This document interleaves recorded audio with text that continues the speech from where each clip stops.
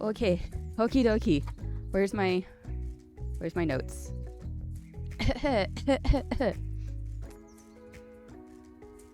Spirit swap. I almost forgot the title. We're starting amazing. We're starting out so good. Spirit swap. Lofi beats to Match-3 2. So last time I finished the first part, which is basically getting to know all the characters and really just like setting everything for the rest of the game. So we play as the lovely Samar, she, they, who is a master spirit swapper. We help the spirits pass over into the Shadow Realm. Oh yeah, and I feel like I'm like, go right into the character descriptions. Hi. We live in a little town, a little city called Damask, which is a coastal city. Very cute. And it's all like demon witches, except for one angel, which we will talk about. But yeah, I was like witches, and everybody has their little animal companion familiars. And I wanted to mention that because I want to mention everyone's animals because they're cute. So Samar has a frog familiars.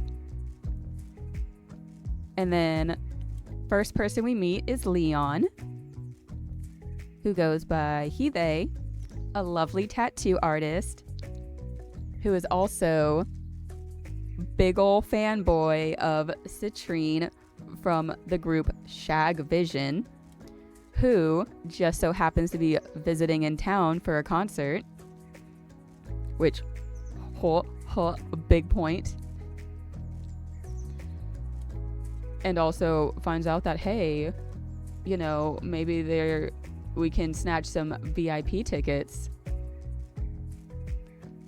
So Leon gives us the lowdown on the fact that our friend Mo, you know, going through a breakup, not doing well.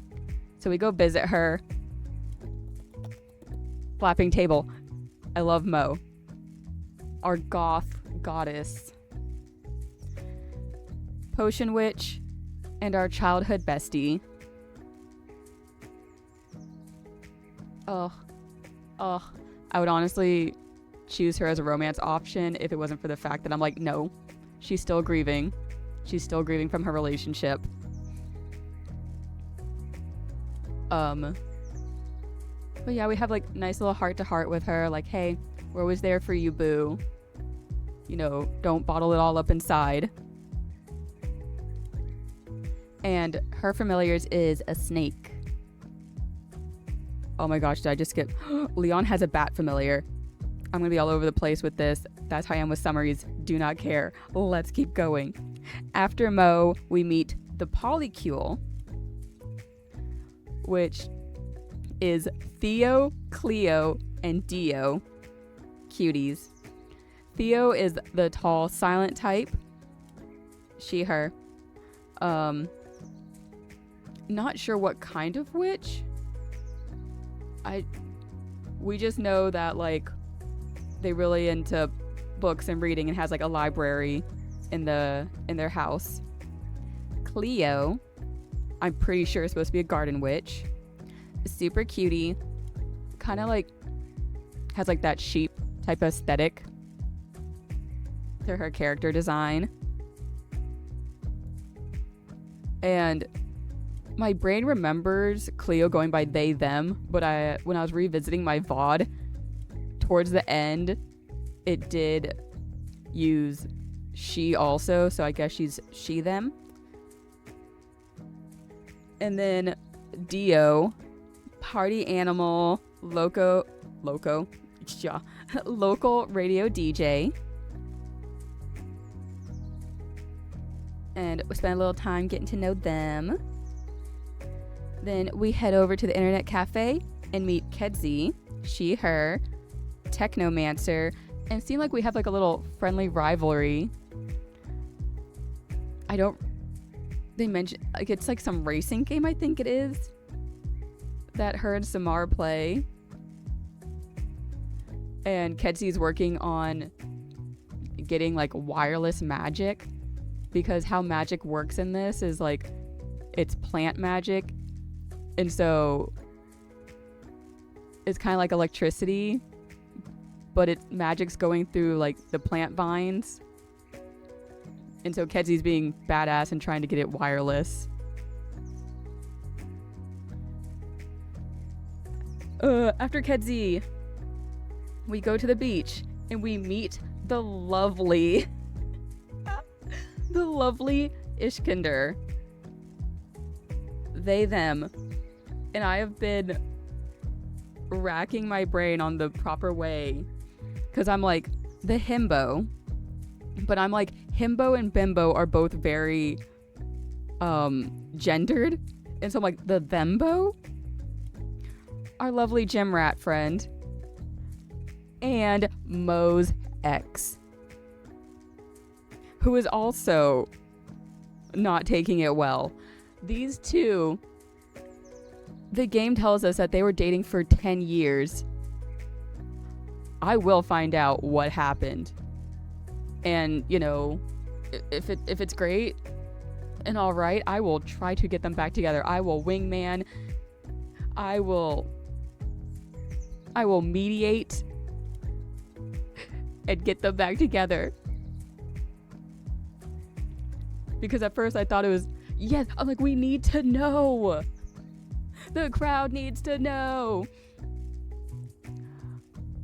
Because at first I thought it was like gonna be like one-sided.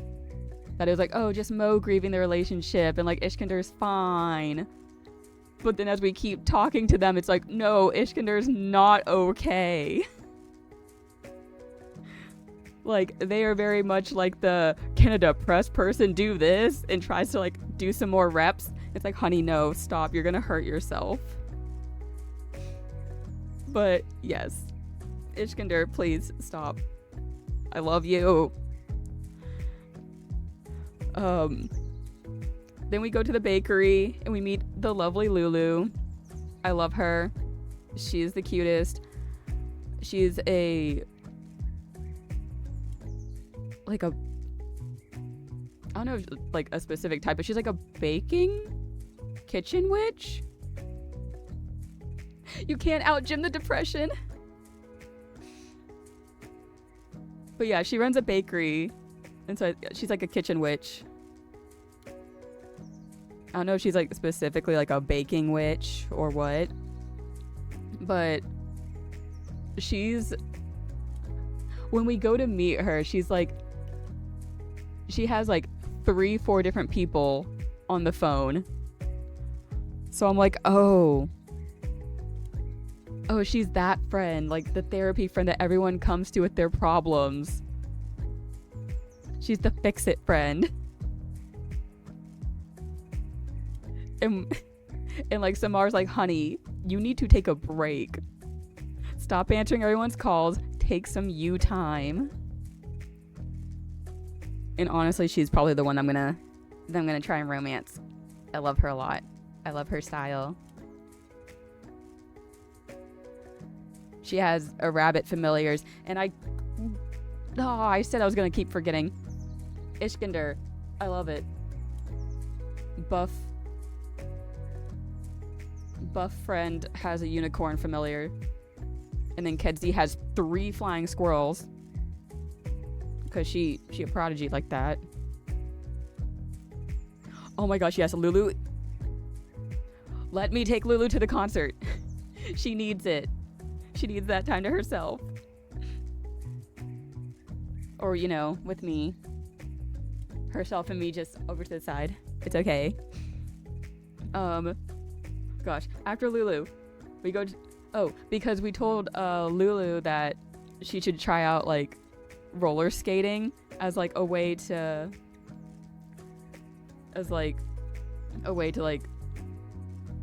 oh my gosh, spend some time getting away from it all, because she's not like the type to like sit still. So we're like, yeah, try like a sport or something. And so because of that, we go to the skate park to meet our lovely friend Pookie. Love them. Skater. To a T, like, skater friend. Helps us with our, like, get our skates in order. And is also, like, a therapy vent friend. And, like, honestly, the writing in this game, y'all, is so good. Like, my heart goes out to Pookie. Because it's like, we're talking to Pookie that we're like, oh my gosh, you're an amazing friend, you know that, right? And, like, Pookie has glasses and they, like, go and, like, frost over, and it's like, yeah, you guys say that, but I don't feel that. You guys are always venting to me and coming to me with your problems, but you're never asking Pookie, how are you doing? And my heart, like, broke. I was like, Pookie, no. He's like, they're like, oh, I just, I don't feel appreciated. I'm like, ooh. So I love how the writers approached that moment too, because while Samar and Pookie are talking, Samar kind of, like, pushes the issue, like, oh, tell me more, and then has that moment where it's like that moment of reflection where she's like, oh wait, Pookie doesn't like when people are pushy like that. Let me take a step back, give them some room, and let them speak when they're ready. And I think that was honestly just such a amazing writing moment right there, story moment. So I love how they approach stuff like that, and discussions you had with Ishgender and Mo about, like, the breakup and stuff. Just how they handle the moments. It's chef's kiss. I love it. But we offer to have, a nice hangout jam sesh with Pookie later, and we make our way to the park to meet our very last friend, Cannon, who is a literal angel. Everybody else has been, like, demon witches, and then we have a literal angel, physically, emotionally. I love him. I would burn the world for him. Cannon is so fucking precious. Like, he's very much that trope of, like, the like, foreign person that's, like, learning the culture of, like learning a new culture and stuff. And so he'll, like, quote the other friends and stuff. Like, I love when he's talking about hanging out, and he's like, yes, talking about, like, how they need to make sure that the place that they're hanging out at is, like, well lit. And Samar is so confused, and he was like, yeah, it's like how Dio says that the hangout must be lit. And it's like, it's giving old man, how do you do teenagers vibes. And it's like, yeah, hello fellow kids.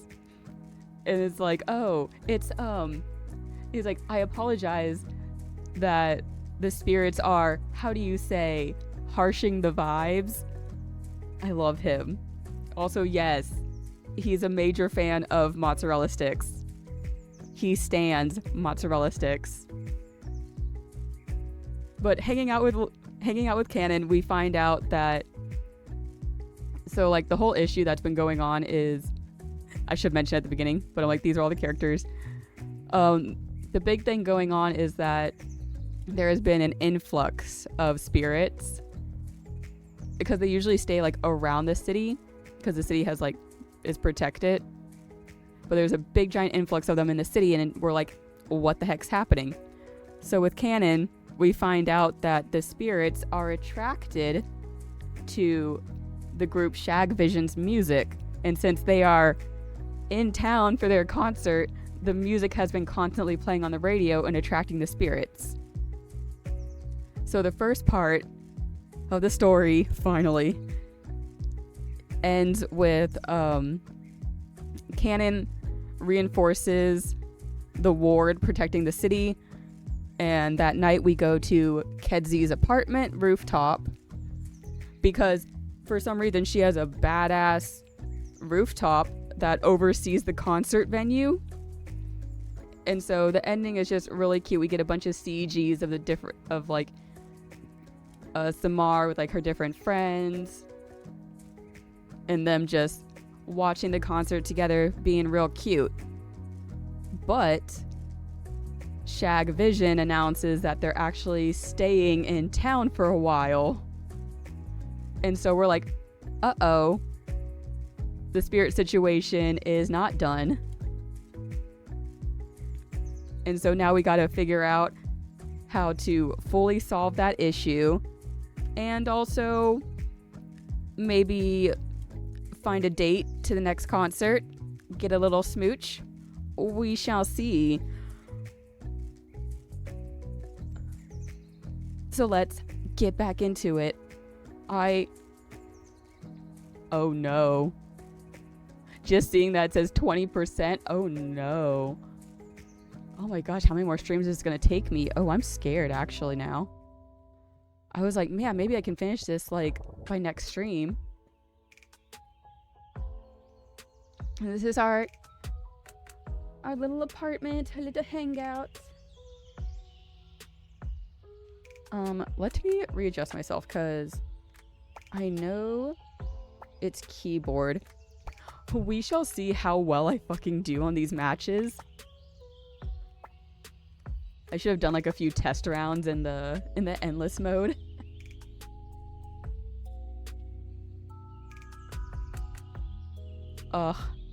I would not even be opposed to this being my long-term game. This is perfect for like chill days.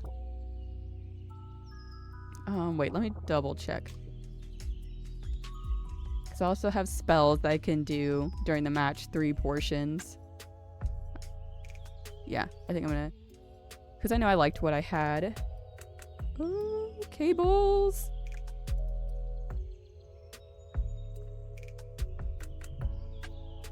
There we go.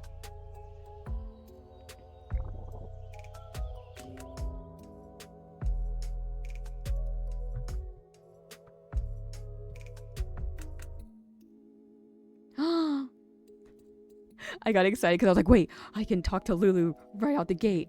So, oh, Lulu, Mo, the polycule. I do love the polycule.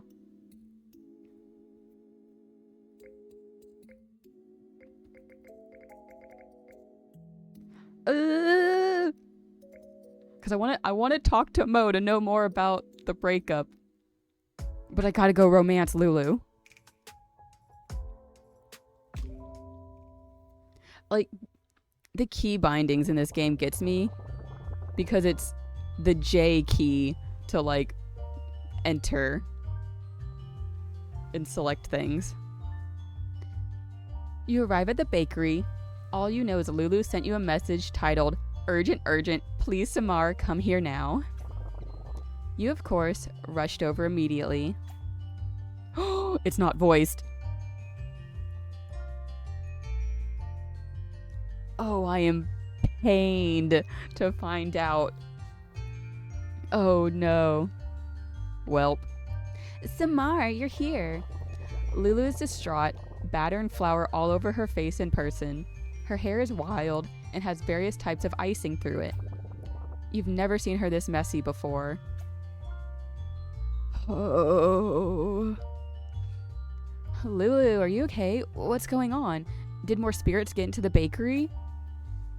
Oh, what? No. Huh? I mean, maybe, but that's not what I called you in for. I need your opinion on what I'm writing. So, there isn't an emergency? It looks like there's an emergency. You messaged me like there was an emergency. Lulu looks around the bakery in a total state of disarray. It's quiet for a moment with just the sound of some pistachio filling making a loud, wet splat on the ground. Her familiars, Ginger, scuttles over nearby in tears. Can rabbits cry? Yeah, no, everything is fine here. I'm just working out a plot point. You got a second? Is she a writer? Does she write fan fiction? I mean, yeah, but I'm kind of frazzled right now and need to get some of this energy out. Oh no, I'm sorry. I didn't mean to. Would it help if you slapped me? Excuse me? This game just went from like 0 to 100. Lulu, what? What? No, Lulu, it won't. Just give me a second. Oh, wait. I know exactly how to get your energy out. That is a gremlin face right there. Oh, Lulu. Lulu turns to fiddle with something. You hear her scrubbing through some radio stations. Lulu, what are you doing, Lulu? Got it. Here we go. The upbeat sounds of Shag Vision. No, the spirits, Lulu, the spirits! The upbeat sounds of Shag Vision fill the deserted bakery at full blast, and you realize what she's done. Lulu, why? Spirits start popping into existence all around the room, while Lulu stands there triumphant. Yalla Habibi, let's get swapping. That's my line. Yeah, total gremlin energy. Oh no, I don't remember how to... Okay, yeah. I can only swap vertically, not horizontally. Slowly remembering how to play.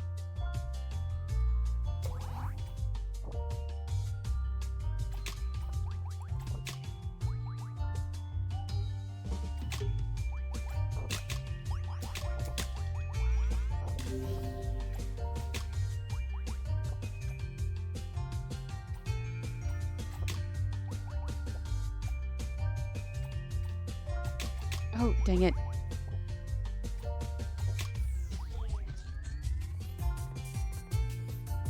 Do I only have... It is still... Okay, yeah. It is still out of 3 rounds.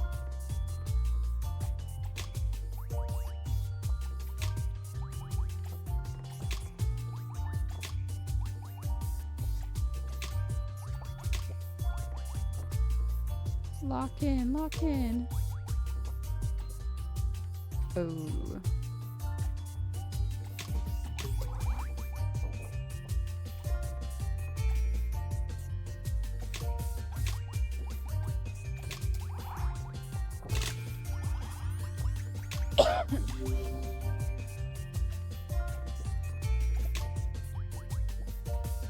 Oh, dang. Think I can guess. Wait, no. Oh, I forgot. Oh, I'll probably lose this one. Dang it.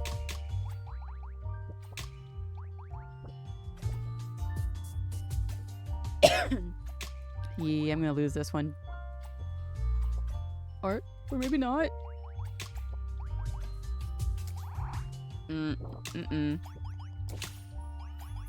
Nope.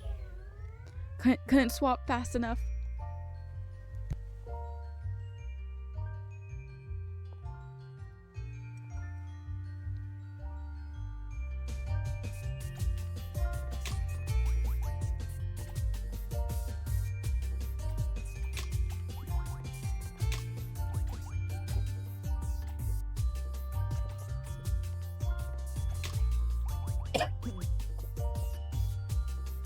Oh.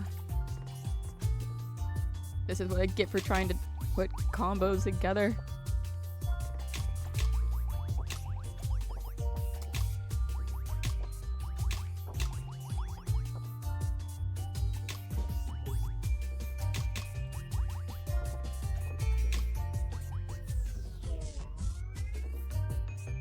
Let's go.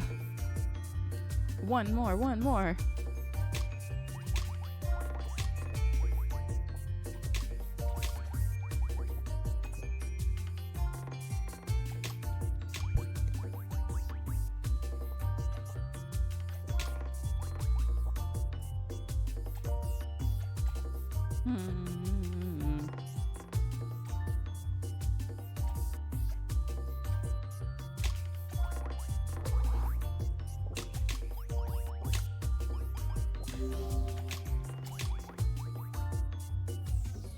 Yas!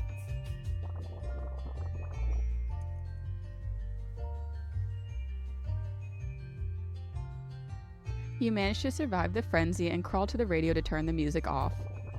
It takes you a minute to find a clean spot to sit down, but you finally manage. You collapse onto a chair exhausted. You hear Lulu's footsteps get closer until she's hovering right over you with a big smile on her face. Now that we got all that out of your systems, back to the reason I called you here. You nod weakly, resigned to your fate of copy editing Lulu's fics. They are fanfics! I'm ready, shoot.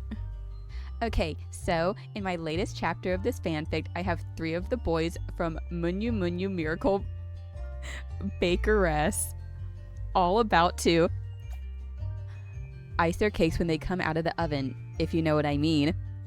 I do, Lulu, I do. Tell me more. You nod. You do indeed know what she means. So, I'm trying to figure out if I have them kiss each other individually or all at once. And if it's all at once, is it like a 2-on-1 situation, battle royale? There's so many options. Ginger whimpers from the back of the bakery. Something is beeping and there seems to be a burning smell. Ugh, stop burning your stuff, Lulu, please. In a minute, Ginger. She turns back to you and smiles sweetly. This is a little scary. Okay, so what do you think? You know who would be great for this? The triple O's. Yeah, honestly, ask the polycule. I'm sure they have had this exact experience before, at least like 3 times. It feels like something Dio would try. You are so right, thank you. Take a handful of mamol on your way out. Lulu waves you off, already dialing the polycule frantically, while Ginger looks at you with fear in its eyes, pleading for you to save it. You back away slowly, leaving it to its fate with an apologetic wince. Frogo gives you an accusatory stare. Damn, Samar. Literally. Oh, that's so cute.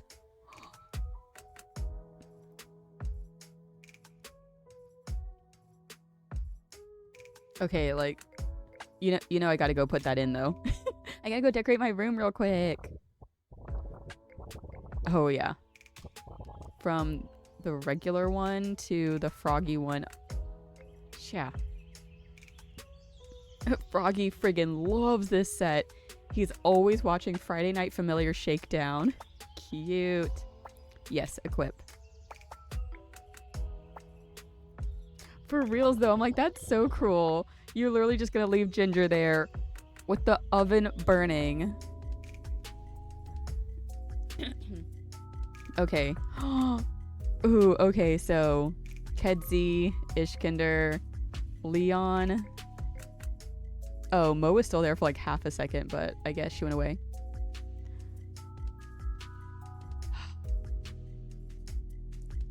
I'm just thinking about the fact that I have to voice shit now. Yeah, could have at least turned it off on your way out. But no, it's like, I'm just gonna leave.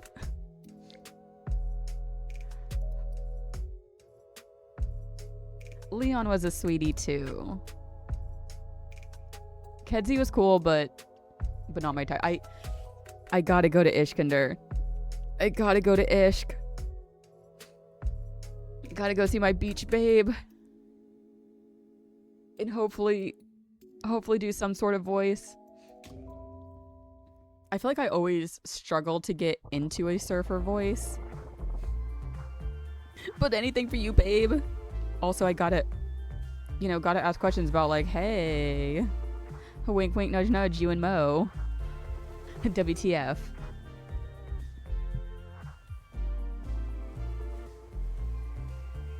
Sorry, I had to dance a little bit to this background music. I was like, ooh.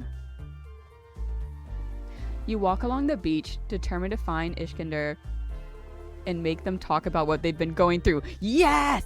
Yes! Oh.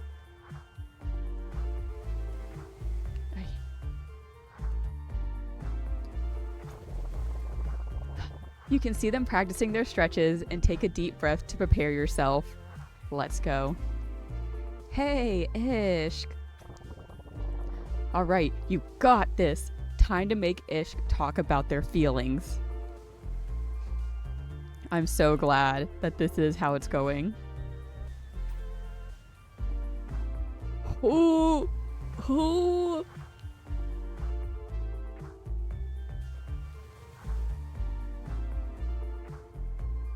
I really wish I could do an amazing deep dude bro voice. If it isn't my fellow Thembo, Samar. Are you making up words again? I'm not. It's kind of like himbo, you know? The contraction from humongous and boobs. Oh, I love you, Ishq. I love you.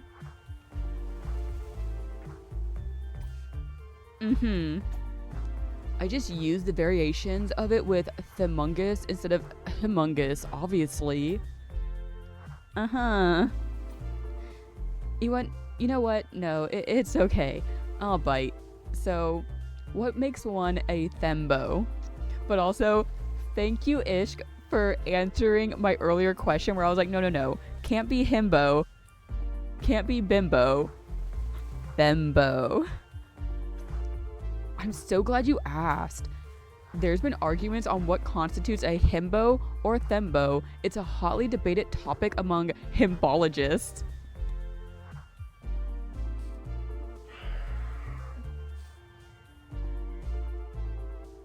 Ishq, please. Himbologist. Of course, you have to have humongous boobs. That's in the name after all. That's Latin, by the way. Is it? But like, even if you're lacking in the bosom, just having muscles will do. It's huge. That's not all. You also have to be very small brained. Only one brain cell can fire at a time. I can't even do a voice because I'm trying so hard not to laugh.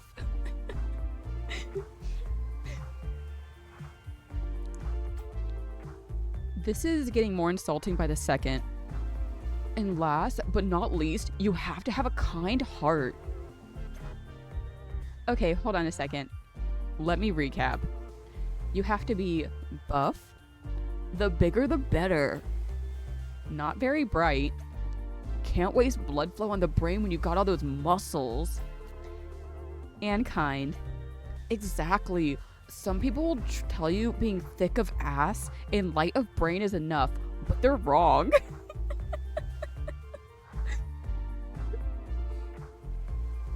You know what? Ishq might be my favorite character. They just might be my favorite character. I might have to say fuck it to putting him and Mo back together. Let's talk through your feelings and then share a little smooch, go to the concert together. Oh, Ishq has won my heart. I came into this stream being like, I'm gonna romance Lulu. But Ishq is just so thick of ass and light of brain and kind of heart. He's got the trifecta. They've got the trifecta. I see. You gotta be kind too, or else you're just another meathead. Ishkinder laughs their boisterous laugh. The sweat purling on their pecs flies off and almost hits you square in the face. See? You get it, Samura. Yeah, the true Thembo. Yeah, okay, I see it. I'm a Thembo.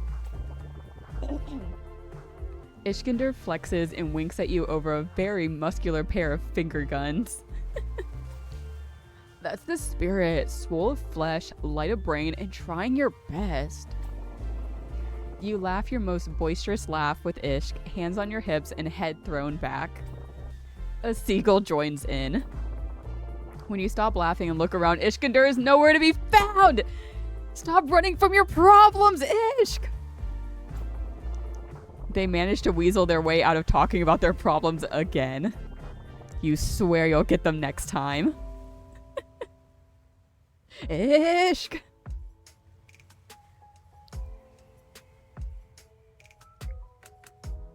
Pookie. And I didn't get anything from that interaction. Ugh. But I'm gonna go back to Lulu. I gotta know more about this fanfic, please. Please let me turn the oven off.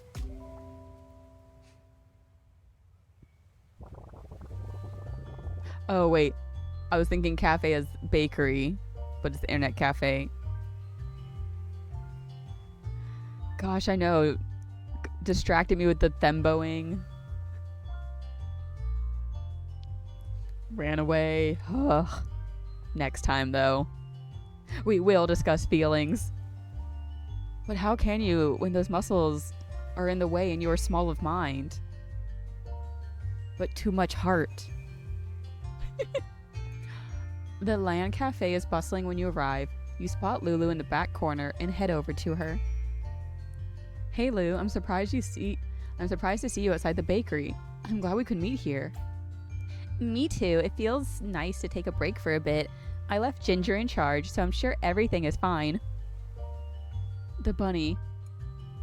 The bunny that doesn't have opposable thumbs?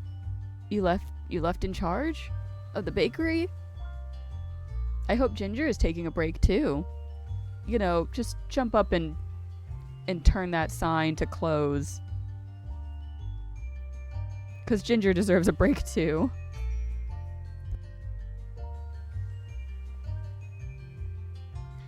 He only has to whip out a few batches of Katiev today, and he has to make the syrup from scratch and not burn it. Oh, freaking poor Ginger. You notice her eye twitch a little. Yeah, no, it'll be fine. I can't think about that right now. Right now, you get my attention, Samar. Yay. Okay, so I wanted to share something with you that's very personal. Oh? Okay. You know that manga I'm always reading? Munyu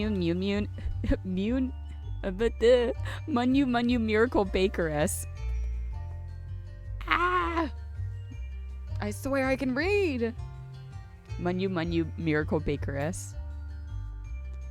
Yeah, it's the one with the scantily clad guys who are always accidentally spilling icing on each other.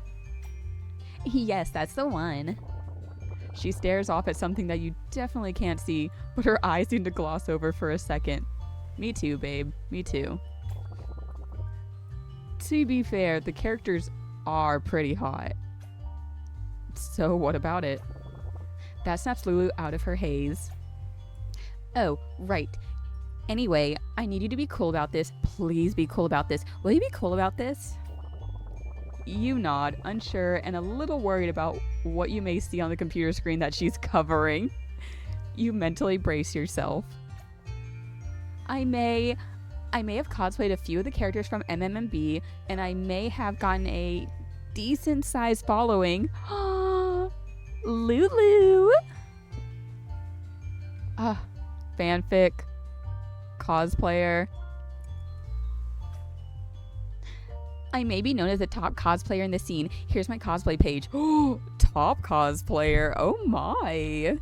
Do you need a social media manager? Photographer? I can hold your bags. Lulu moves her hands out of the way, and you see an entire webpage, cutesy bakery motifs, adorned with extremely good photos of Lulu as the characters. I need to check if there's fan art of that. A visitor counter is at the top right corner, and it's listed at over 10 million visits. Girl. You famous. Are you famous?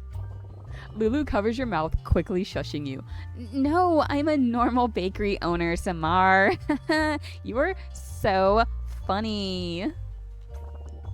She gets very close to your face and whispers through gritted teeth. I told you to be cool about this. Sorry. That's amazing though, Lulu. This is so cool. I'm shocked you don't have these up in your bakery. You look fantastic. Aw, thank you, Samar. I like to keep my bakery life and my cosplay life separate, though. Relatable. It's why I'm selective of who I share this with. Yeah, honestly, triple threat over here. Baked goods. Got a bakery in the back, if you know what I mean.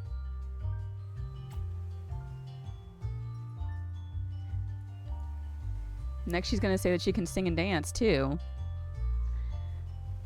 Wait, what is that little chili pepper icon in the corner doing? Why is it winking and saying, click me? Why is it kinda... Well, anyways, it's time to go back to the bakery. Nice seeing you, Samar.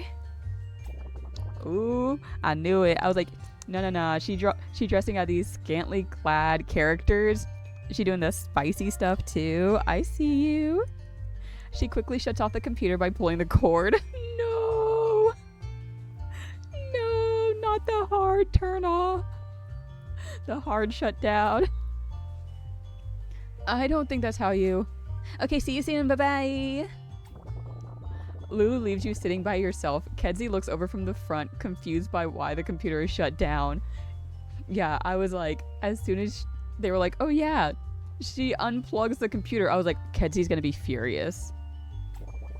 You decide to get out of here there quickly before she asks any questions.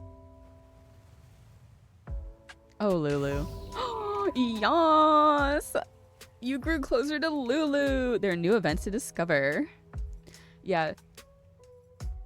No. It's not too hot for me. It's just too hot for me right now. I have to deepen our relationship. And then she'll probably show me the spicy photos. Hopefully. Oh my gosh, I can go hang out with Lulu some... Oh, and it's voiced! And it's... Okay. So I guess... Because it says major event, so I guess the major... The heart events, I guess, are going to be voiced. And then the regular events are not. Yeah, I got to earn the spice. I gotta pay that membership fee. Ooh, but Mo. I'm gonna go do her voiced event so I can take a little break from talking.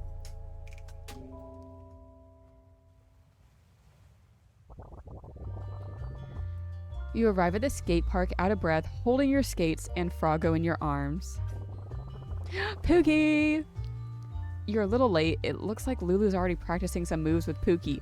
We're going on our little skating date, finally. Okay, I can do this. You got this, Lulu. Just relax, Lulu. Take a deep breath. You got this, Lulu. Lulu trips and falls over before groaning and getting back on her feet. That's the attitude. Lulu, you okay? I'll be fine. I'll get the hang of it eventually. Hopefully. Oh. Not to worry, Lulu. We can practice together. Yeah, you can hold my hand and we can fall together. Ah ha ha. You right. She did fall for me. Pookie gives you to a knowing look. You're not sure what it's about, so you just smile. Pookie knows. All right, I'll get out of you two shorties' way. Don't want to accidentally step on one of y'all. Holler at me if you need anything. One day I'll bring you down to my level. I love that. It's like, oh, one day I'll bring you down to my level, tall person. I feel that on a daily basis. All right, Summer. Let's try this again. But also love that a Pookie being like, you two are having a little moment. I'll see myself out.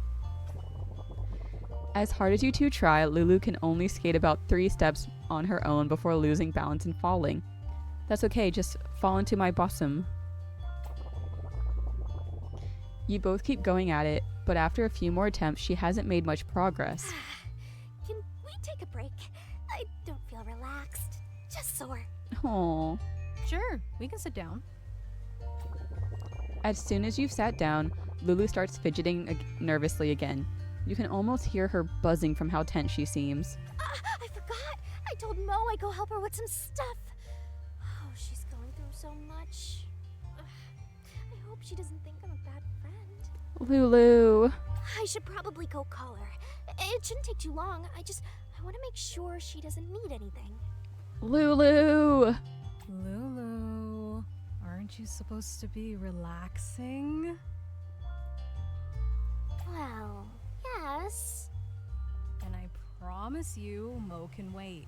This is your relaxing skating time. You can't keep taking on everyone's problems, especially when you're so stressed. You tell her. Here, hold my hand and Ew. let's try to breathe together for a second, okay? Okay. Lulu puts her hands in yours and closes her eyes. You put Froggo in humming mode to provide some soft background music.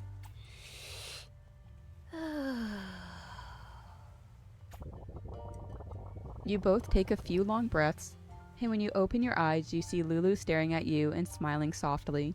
She sighs contentedly. How did you get so good at skating anyway? You smile back and don't immediately protest that you're not really that good. I got used to falling. And after that, it was just time and practice. Do you feel relaxed at all? I feel more bruised and scraped than anything else.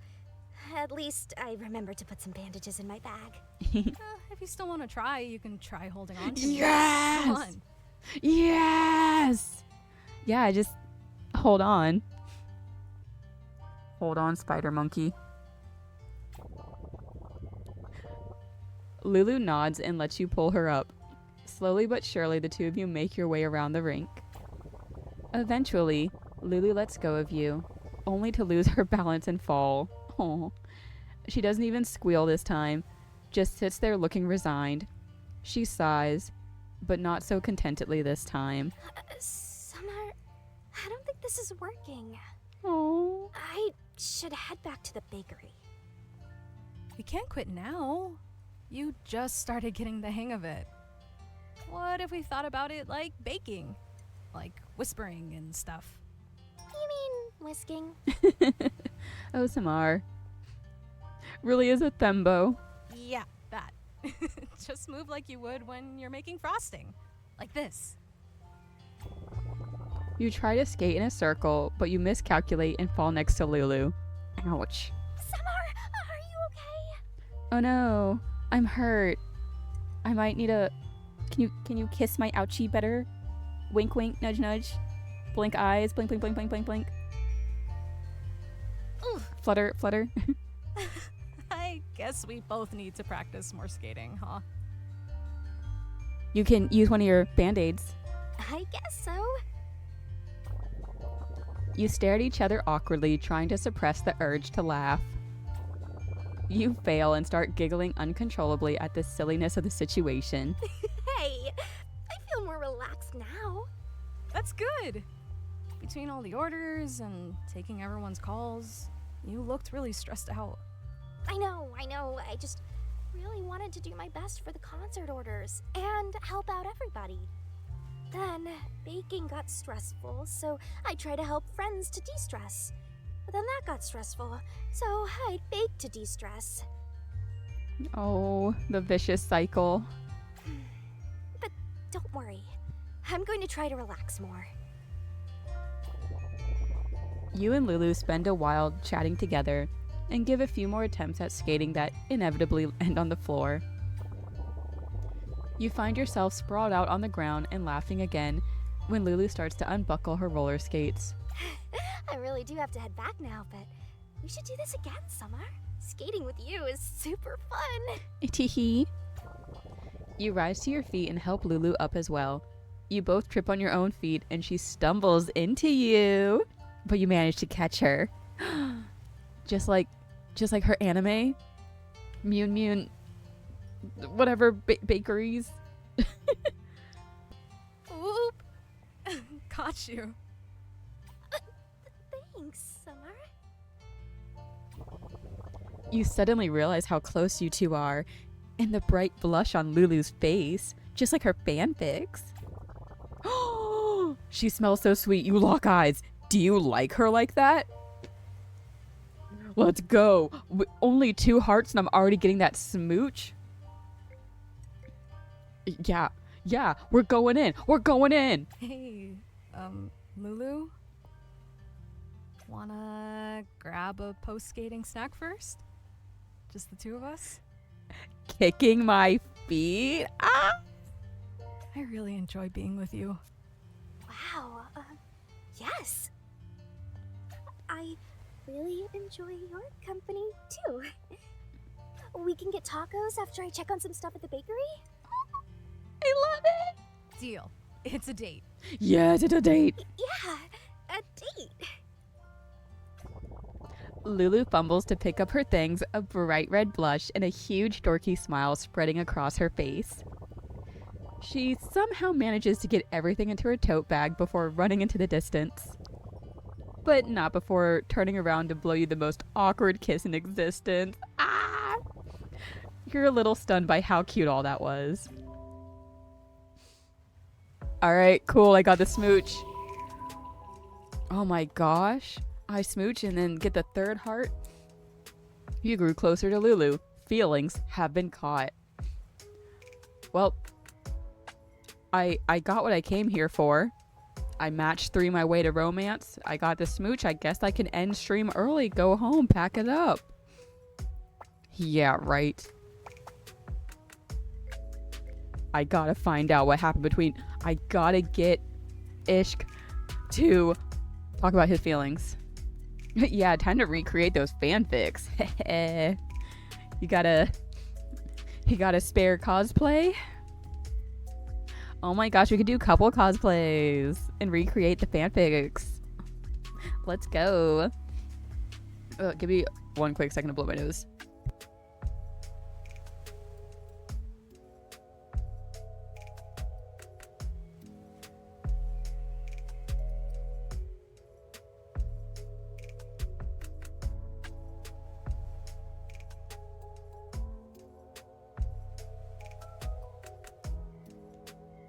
Okay, so neither Mo or Ishk are available, so we're gonna do more Lulu, I guess. I'm gonna go all the way. We're gonna get all 5 hearts.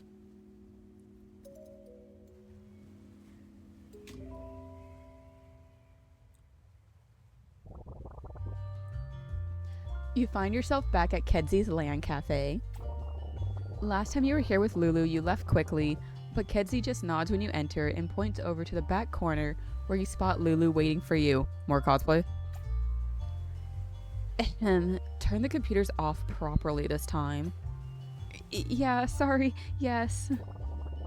You make your way over to Lulu, feeling the heat of Kedzy's eye on your back. I told you she'd be upset. You weren't at fault for this, but you know you'll never turn off a computer improperly again. Yeah, it hurt my soul. This is technically your first date with Lulu, right? You said you'd go on a date, but keep having to reschedule. No.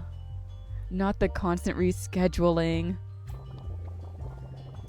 You know how busy Lulu is, sure, but you're starting to worry she doesn't like you like that after all. Yeah, have I earned the spicy cosplays? I am at 3 out of 5 hearts. Maybe. And then you see her big bright smile as she waves at you, and the butterflies in your stomach start fluttering again. Samar, hey, hello. How are you, babe? You look great. Sit, sit, sit. You sit, realizing that an all too familiar webpage is pulled up, and the one with all her cosplay content from Munyu Miracle Bakeress. A few new cosplays have been added. Oh, those new shots look great, Lou.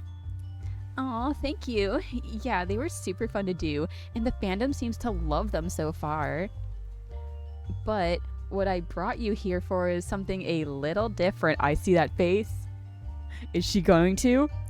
Is she going to? Lulu looks around. The land cafe is mostly empty still, and no one is paying attention to you. Show me the spice. In a public area too? Lulu. A few people are locked into some games, frantically smashing keyboards. Regardless, she pulls you in closer to the screen. Yes! I wanted to show you my other cosplay content. What, like a different manga? Samar, our lovely Thembo MC. Yes. Yes, a different manga. Oh my frogs, no. A different manga? Ew. No, my spicier content. Uh-oh. Lulu raises her eyebrows at you and just stares. Oh. With one final look around the cafe, Lulu hits the chili pepper button that you pointed out last time, the one that made her yank out the power cord. A series of pop-ups show up asking your age, if you're sure, and a final one asking if you're really sure.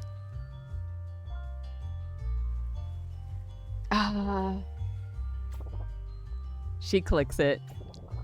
A page loads, the same website but with a darker motif, and similar photos but all so much more.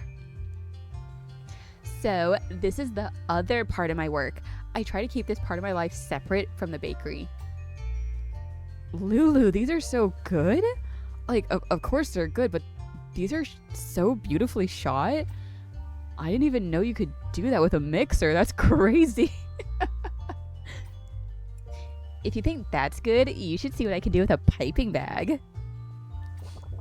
You blush and she catches the reddening of your face, laughing to herself before she closes the window. No, show me more. Now that you know my 2 big secrets, how are you feeling? The same. Completely in love. Even more so in love. Honestly, really good. I'm honored you would show me. If we're going to date, I need you to know all of me, and I figured this is a good way to see if it scares you off or not. You right, Lulu. It is a good way. Be like, can you handle the spice? I'm still here, not scared. I actually think it's really cool of you. And also, how do you have the time? Do you ever rest? Tee-hee. No, Lulu, seriously. Don't worry about it. Anyway, want to walk me back to the bakery? I'll tell you about my next shoot idea. Can I be involved in the next shoot?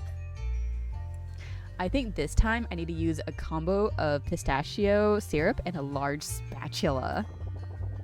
You reach over to turn off the computer properly first and spring to your feet once it's shutting down. Lead the way. Yay! Okay, so Lulu dives into a very specific detail of where the syrup will be placed for the shoot as the two of you walk out of the land cafe.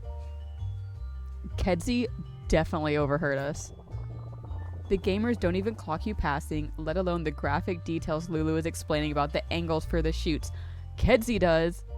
I bet, with all my heart, that Kedzie overhears this.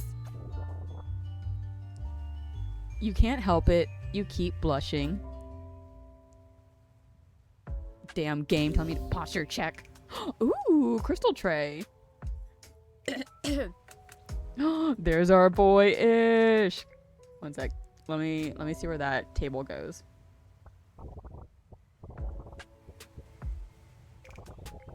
Oh, does it replace the one I already have?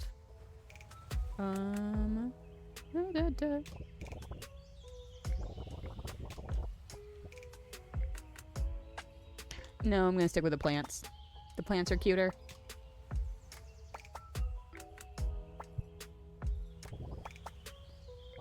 And we're gonna head back out, baby, to see Ishk. You've got... Oh. Okay, so it refreshes every time. No, we going back. Refresh. I gotta see Ishk.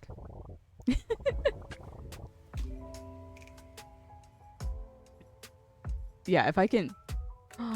I can force it. I can force it to refresh. Oh, that's beautiful. But Ish got the tattoo shop. Let's go. Will Leon be there? A low buzzing drones in and out as the rock station Leon keeps on blares over the speaker when you enter the shop. They must be working on a client. The smell of scented candles fills the air. Leon lets his clients pick a scent at the start of a session. It's a sweet touch. This one smells heady and strong, but you're not immediately able to place it. It smells warm? A bit like the ocean and sunscreen, but sweet. Like freshly churned ice cream. Hold on, I recognize this smell. Ishkender?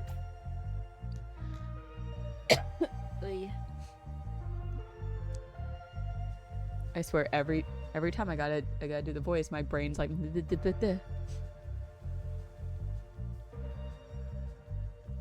I just looked at what they say. Hey cutie, how low hangs it? How low hangs it?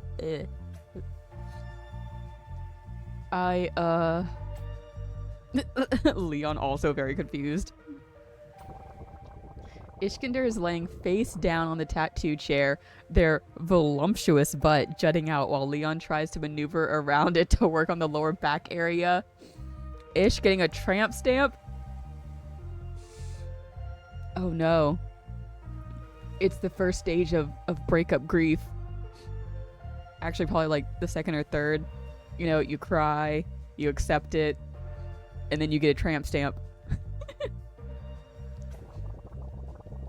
It's so rare to see Ishk anywhere but at the beach these days. So you decide to savor this unexpected moment of Ishk being face down, ass up. That's the way we like to hyuk. Leon wipes his brow with the back of his hand and gestures to a plump armchair tucked nearby, inviting you to join the pair. Can you distract Ishk? They keep squirming and we're barely 30 minutes in. I'm not squirming, my muscles are just constantly flexing. I can't help it. Whatever it is, I'd like it to stop. Your lines are gonna be messed up if you don't stay still. What are you getting anyways? You lean closer to look at the design, but can't quite make out the heavily stylized calligraphy swooping and curving into perfectly tapered points. The words are interlocked in the complex and elegant way of Arabic calligraphy, a style Leon long studied but rarely gets to flex. Ooh. They must be enjoying this. I asked Leon to make a design out of my first name. They mean to say the name they were given by their family, not the one they ended up picking. Yeah, the name they gave me first. That's what I said. Oh, but... You knot your eyebrows, confusion written all over your face. You bite back the question at the tip of your tongue, but Ishkender turns to you with a knowing smile. Leon curses at the movement causes Ishk's entire body to shift and almost ruin a line. Stay still. My bad, big man, but look at Samar's face. I'm not making a face, this is just my regular face. You're making a face. You're definitely making a face. Ugh, fine. I was trying not to be rude, but since you're being butts about it... I don't mind any questions, I'm an open nook. Leon represses a chuckle and inks another line in the brief moment of stillness that ensures. Ishkender and Leon look at each other and smile, then back at you. You huff, a little annoyed at this new bullying rhythm that seems to have developed when you weren't looking. Let the bros be bros! Okay, you know I can't help myself. Why are you getting your old name inked on you? Don't you, I don't know, dislike it? Is it like a weird, what doesn't kill you makes you stronger thing? Ishkender almost bursts out laughing before Leon smacks them gently on the back of the head with a stern, "Don't you dare move" glare. Ishk bites their lip and gives an apologetic look, then turns to you. Nothing like that, bud. It's my Culpo's name. My mom's sister. Aww. What? I don't think I've met one with this name. Neither did I, not really. She knew she was dying by the time I was born and begged my parents to name me after her. Pulling the dying wish card and everything. I heard she was a trip. Oh my frog? It was a little weird growing up and feeling like I had to fill the void she left. Ishkender sighs and looks away wistful. The silence lingers in the air for a few seconds, punctuated by the buzz of Leon's tattoo machine. Anyway, I never hated my given name. It always felt like something to protect. But when I came into my own, I also realized it wasn't really mine. So this is my way of keeping her close, but also moving out of that shadow. Damn. Ishk, I thought you were simple of mind. But look at you. I love that. The silence lingers again, and you watch Ishkender close their eyes and try not to wince. You want to say something, but no words come to you. You just smile instead. Minutes stretch into an hour, and you've all but dozed off to the soothing sounds of Leon's shop when the buzzing stops. And it's done. Take a look. Ishkender stretches and slowly makes their way to the nearby mirror, twisting their neck to admire the deep black ink boldly etched on their lower back. This is bodacious, Leon. Your best work. It looks incredible. I love it. It's nothing. I just did what you asked. Ishkender turns to Leon and embraces him, smothering them in an ample muscular bosom. God, I wish that was me. Why can't that be me? Leon, how dare you? Put me in your place. Leon struggles a little at first, surprised by the soft gesture, but relaxes into the strong arms and embraces their friend back. Thank you so much, man, babe. This is just what I needed. You could have sworn you see Leon blushing a bright red, but it's hard to tell with him nestled between the tall hunk's pecs. They both linger. No. I was over here like, let the bros be bros, but then it's like, Leon blushing as he's in Ishka's bosom, and I'm like, no. No. I'm sorry. You two are lovely. I ship it. I'm here for it. But no, it's either me or back to Mo. You can't move on and be with someone else. Great job giving Ishk their Kalthos name as a tramp stamp, Leon. Well, you did it. You killed the moment. You can feel them both freeze in each other's embrace.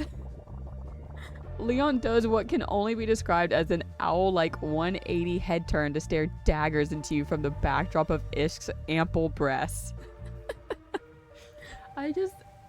It's so delightful how they're just like, yes, his ample, humongous bosom.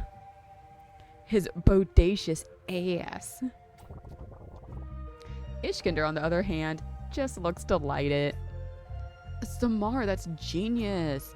So much better than the name I came up with, Trash Sash. Ignore them, Ishk. Yeah, sorry, that was uncalled for. What? Why? What's wrong with being a tramp? You tell him, Ishk. Nothing wrong with being a tramp.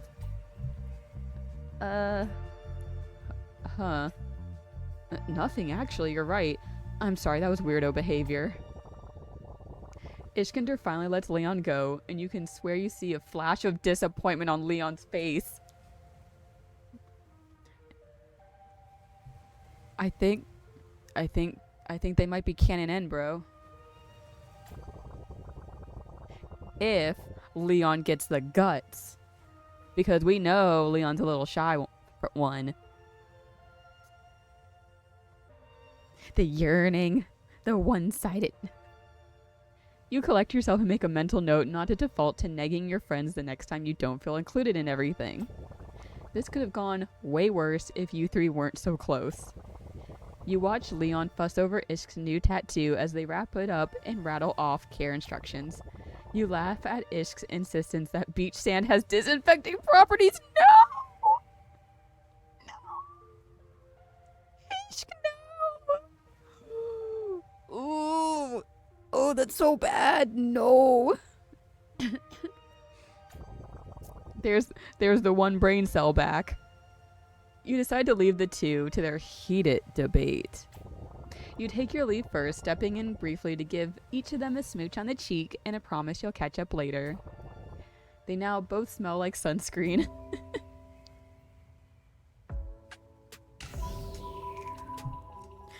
You grew closer to Ishk. There are new events to discover. Will he talk about his feelings? Will he talk to me? Give me one quick sec to take my meds before I forget.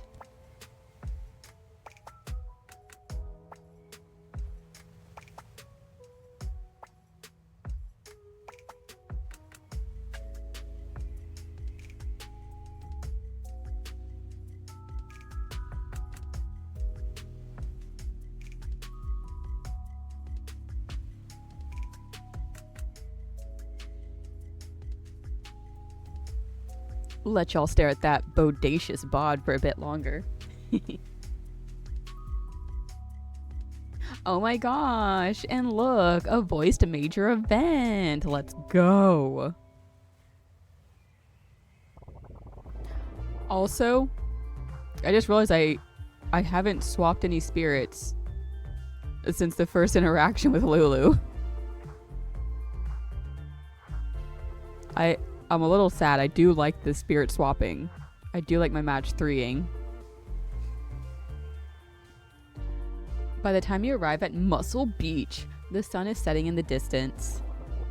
You can see Ishkender sitting by the water's edge, but by the way they are slouching, you can tell that something isn't right. Ishk? I can see you, you know.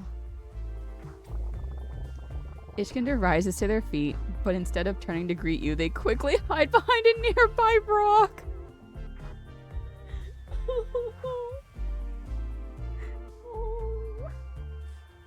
Oh. You can't keep hiding from your feelings, bro. Talk to me, bestie. I know you're behind that rock, Ishk. You can't hide with all those muscles. No, they're not. Just us rocks. And a couple of spirits over there, I guess. You peek in the direction they're pointing at to see a few dormant spirits have indeed piled up near an intermittently yowling seagull. They seem harmless right now, and you really don't want to have to deal with them on top of whatever's going on with Ishk. They just keep popping up everywhere anyways. It's getting exhausting. You sigh. Listen, if you don't want to talk to me, just say so. Yeah, you do boathouse for that rock. I don't not want to talk to you. Oh. You don't want to talk to me? I don't not want to talk to you. They would love to talk to us, just not about feelings. If you actually don't not do want to talk to me, then I want to do it face to face. You walk towards the rock Ishkender is sitting by, only for them to dash away from you on the shoreline. They're fast, despite being built like a truck. It looks like you'll have to catch them if you want to chat. This again? Seriously? You can't avoid me forever! Just watch me. Ow! You're still injured and running away from me? Are you for real right now? Oh, Ishk, please. Because if I didn't, you'd keep asking me what was wrong, and I don't want to lie to you.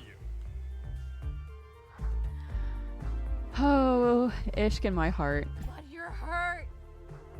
I just want to know what happened to my friend. Ishkender finally stops running, and you manage to catch up with them. Thankfully, they wait for you to catch your breath before responding. Okay. Don't be shocked, but it's about me and Mo's breakup. What? No, I would have never expected. Really? Tell me more. You suppress the urge to blurt out duh and decide to let them speak. I just never expected it to happen. We were always so close, even as kids. I didn't think we'd ever break apart. What happened? But when we had our big breakup fight, she said I only cared about myself and my muscles. I called it. I was like, they probably got into a big argument and had a misunderstanding, said some words they didn't mean. I knew it. And that hurt. A lot. My muscles make me feel like me. I'm not me without my muscles, you know? We haven't spoken to each other since. I didn't want to bring anyone else into it. So I tried to lean into my weightlifting to make me feel better, but then I sprained my back. I'm just in an all-around slump. I should be bouncing back. I'm Ishq. Nothing gets me down. Iskander. My crop tops are full to bursting, but I still feel so empty. Oh. Dude. You can't just avoid Mo forever. Just like you can't avoid the rest of us. Especially when you're hurting like this. Why hide it? I'm still your friend. And I care about you. Lots of people do. I shouldn't have dragged you into this. I don't want to make anything between you and Mo awkward. Too late. I'm already in this, and I want both of you to be happy. Yeah. First things first, though. Will you please get your injury checked out? I will. Yay. And look into workouts that won't aggravate it. No, can't start slacking on my workouts. Ishq, please. Please, we beg of you to use the one brain cell. Iskander! Just kidding, Samar. You know, this really helped. I feel spectacular again. Wait, don't flex. Ow! Just lean on me till we find you a doctor. Iskander leans on you, and it's easy for the two of you to move together. You're not really surprised. For the most part, you two can stay in sync pretty well. To think, I went from carrying you to you carrying me. Look how the turntables. Yes! The turntables. Wait. You laugh, and you can see how happy they are to see you smile. Maybe your relationship can be something more. No. You've always been friends. But this ease, this warm familiarity, do you dare? I don't. I will not. If there is a possibility, even the smallest possibility of him and Mo getting back together, I will withhold that kiss. You do know this means no more midnight runs or flips, right? What do you plan to do besides that? I don't want you moping at home alone. Yeah, I know. We could have a movie night. A minimal muscle movement movie night. Hell yeah. Minimal muscle movement movie night. Make that a new tongue twister. The acronym is for the sound we'll make while eating snacks. I love him. I love them. I love Ishq. You know, that's a pretty good idea. We could invite Leon and Cleo to watch Crab Slasher and listen to Ooh. some Shag Vision. Or we could catch up on Top Hat Vampire. Top Hat Vampire? I want to know more about that. Is it like Vampire Hunter Abe Lincoln or whatever that movie was? But Leon and Cleo, watch some Crab Slasher. You both hobble away from the soothing sound of the waves. Do not make me regret skipping out on that smooch. You pretend not to notice Ishq's occasional stifled grunts of pain. They can be prideful like that sometimes. A seagull screeches, and you try not to think about the spirits you didn't swap back there. As you drop off Ishq at the doctor, you make plans to meet up and make good on your promise of spending time together soon. Maybe things are finally coming up, Ishq.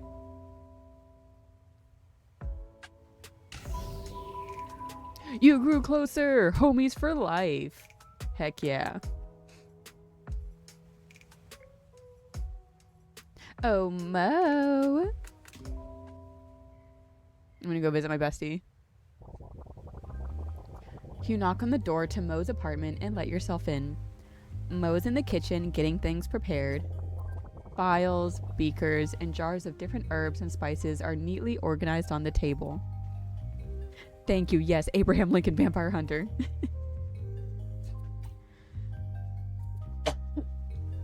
Hey Mo, I'm ready to get brewing. Oh, Samura, come in. Just getting the last few herbs together. This is gonna be so much fun.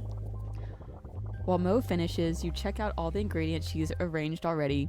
Some old reliables, orange blossoms, a ripe pomegranate, and...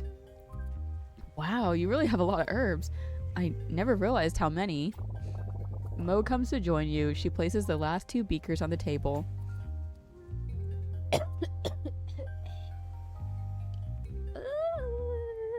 My nose.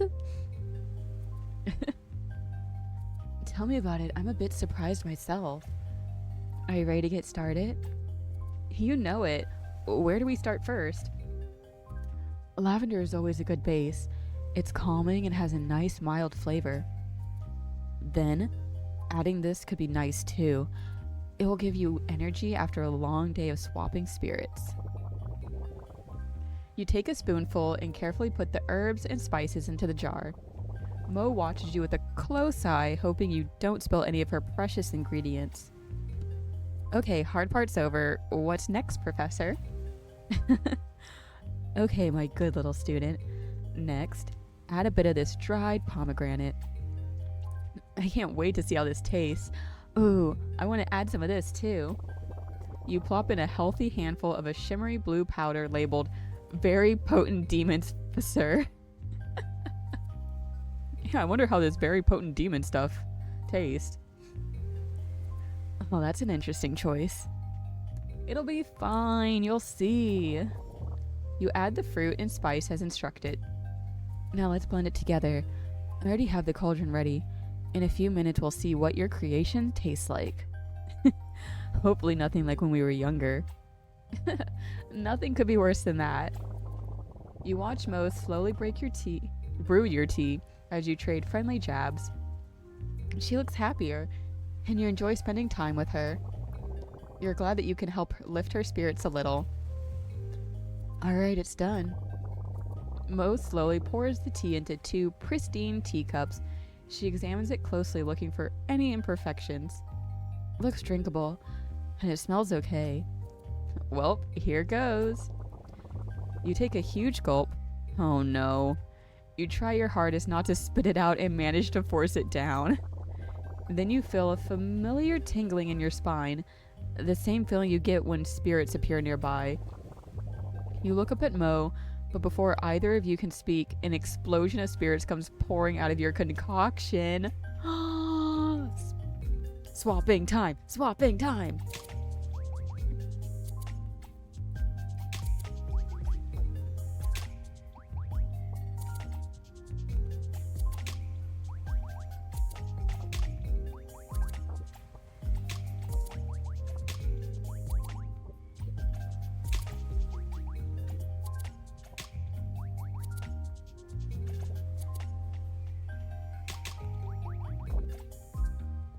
Bum, ba-dum, ba-da-bum, bum, bum, bum, bum, bum.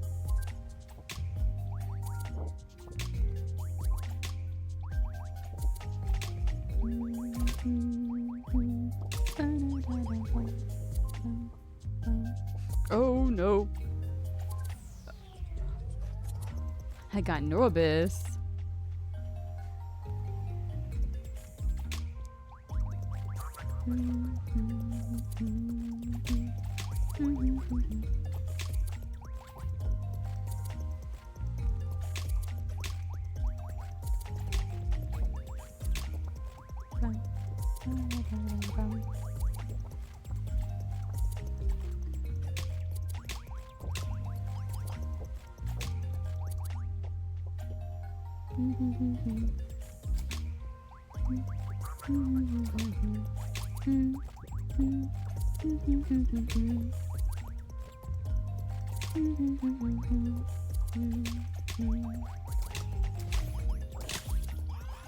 Oh, dang it.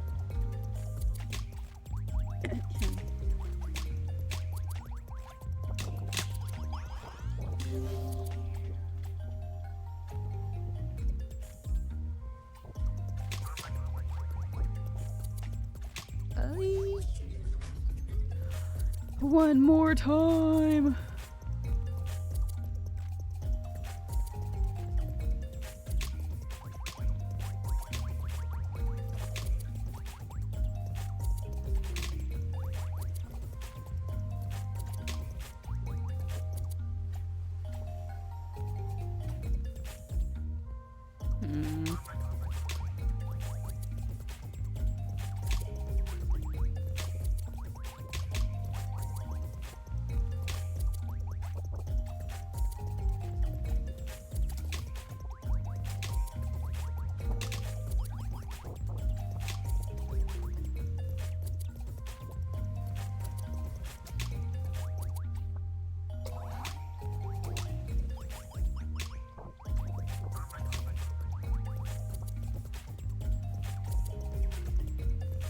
Oh, dang it. Ah! Oh my gosh. Whew. That's the last of them. Oh, please let it be the last of them. No, Frog, what was that? Mo coughed and waved her hands in front of her, trying to get the words out. It was the blue powder you added. I guess I didn't realize you stalked spirit summoning. I don't, silly. It's the demon's Fasir powder. You add it. It draws your most salient bubbling concerns to the surface so that you may fight your demons. I guess you got spirits on the brain a lot lately. Makes sense. Here, let's not drink any more of this. Definitely. I think I should stick to coffee. Yeah, you should definitely leave the tea making to me, doll. You both look at each other and laugh. Sit tight. I'll make us something. Yes, mother. She scoffs at your chiding. Luckily, Mo had one of her special blends ready to go and brews up a cauldron. You both take a seat on the couch and relax. That's much better. My sensitive palate is pleased. Yeah, this is the best. Sorry about the wasted ingredients. It's no problem. Today was really fun. Thank you, Samura. I really needed this. You know I'll always be there for you. You know, if you keep saying that, maybe it'll finally get through. You share a warm smile and continue to sip the tea, savoring the tranquility and peace of each other's company. The warmth of friendship fills the room, making the day feel truly special and unforgettable. Ooh, lava lamp.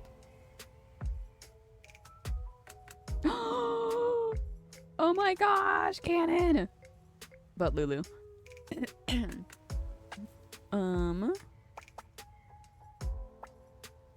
Real quick though.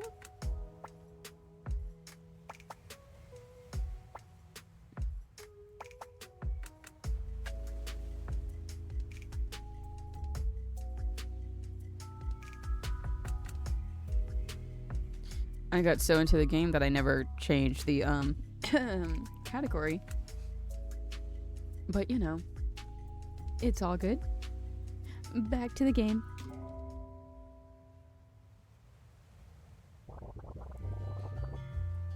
You arrive at the beach, intent on pressuring Lulu into taking a day off. She said no when you first tried, but agreed to an afternoon extended break to have some snacks on the beach and chill out. You set up an umbrella and large blanket so you two can hang out in the shade, while Froggo hops off to enjoy the water. Smart! Hi, look at me, I'm not working. Time to celebrate. Lulu is carrying a large bag and a tray with 2 iced coffees as she stumbles over the sand towards you. Oh wait, you're actually taking the whole day off? Oh god, no. Just the afternoon still. But we can pretend. Gosh, I feel like such a changed baker. Look at... Oh, I just skipped. What was a log? I feel like such a changed baker. Look at me. Self-care master. I'm thriving. Where's Ginger? Oh, I had to leave him watching the latest batch of Mogle I'm working on. I will have to leave it in about an hour to go check that it came out all right. Ginger! You know what? I love you, Lulu, but maybe I just might have to take Ginger to the concert to have a break. Aw. Lulu, he should be able to get out too. You can't just make him work all the time. It's not good for either of you. Yeah, rip Ginger. No, he loves it. He told me. Oh. Lulu, if you don't let Ginger have a break, I will actually steal him from you. No. Yes. Ugh, fine. I'll let him off the clock a few hours early today. Promise. She hands you your iced coffee before sitting. You nod towards the bag. What'd you bring with you? The whole bakery? No. This has some cosplay stuff in here I need to fix. I figured I'd grab it from home before heading out here and then back to the bakery, but this... She pulls out a pair of books. Upon closer inspection, you see it's manga. It's... I wanted you to see my collection of non-MMB content. It's true that MMB is my favorite, but this one is a close second. I would never cosplay from it though. I'm devoted to MMB. My fans want MMB. I won't let them down.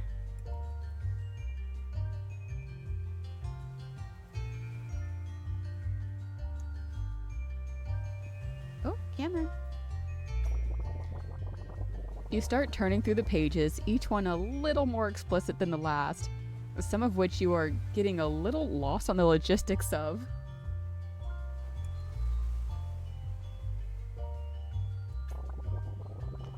How did they fit that in there? What kind of icing is that? Are you allowed to do that to a 5-tier wedding cake? Well, yeah. It would be hard to cosplay characters who are primarily without costumes. Don't be silly. I have plenty of baked goods to use. I could make it work. I won't, of course, but I could, and that's what matters. Is all the content you consume, baking related? Yes it is, especially when there are multiple bakers exploring their baking skills together. Did you see the part with the 5-tier cake? Wild. Takes a whole new meaning to using rods for support, you know? Lulu! You can borrow these if you like. I figure you may want to read them on your own time. You absolutely do. If not for the content, but more of the mystery of what baked good will be used in what peculiar way next. It's fascinating. Yeah, thanks. Of course. Lulu leans over and gives you a quick kiss on the cheek before sipping on her iced coffee. She leans against you, your arms brushing together. For someone so... the way she is, she's actually pretty soft and cute when she's not talking about mild crimes of passion against pastry. You hang out for a bit longer than expected, congratulating her on not rushing back to work. For once, she seems pretty relaxed, packing up her things to head back to the bakery. Remember, you've got to let Ginger get off work and rest when you get back. Yes, I promise. I'll even whip him up a little cake as a thank you. Though, losing a pair of hands for this evening will be a little more difficult. I can help. Froggo, you busy? Froggo jumps behind you, trembling like a leaf. Oh. She's just joking, Froggo. It's okay. Aren't you, Lou? Yeah, of course. Of course I'm joking. Okay, anyway, see you. You pack up your things once Lulu leaves, ready to get back home and do some reading with the new manga she has let you borrow. You tell yourself it's research, and it's good to expand your interest. Plus, one of the leads is pretty cute. You hope this doesn't awaken anything in you. That's exactly what Lulu is hoping for. Yes, more ishq!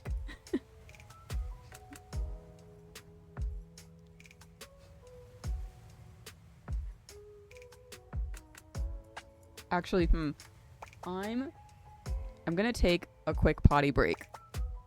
So, yes. Restroom break, stretch break, hydrate, get a snack. Be back in just a bit.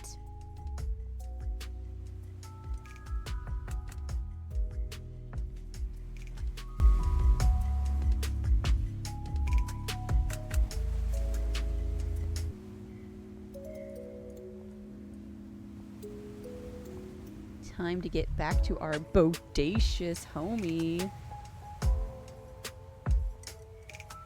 So, I'll probably keep going for about like another hour.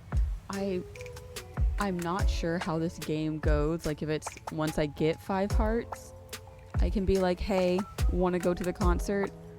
Or if I possibly have to like play everyone to 5 hearts. And then it'll be like, hey, concert time, pick who you want to go. So my goal is to try to get the 5 hearts with Lulu and Ishq today, and we shall see.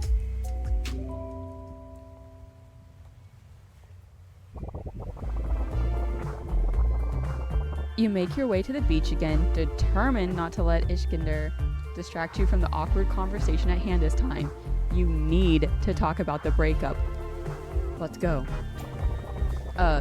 They need to talk about the breakup. Oh, I forgot to turn the music back down. Boop, boop, boop.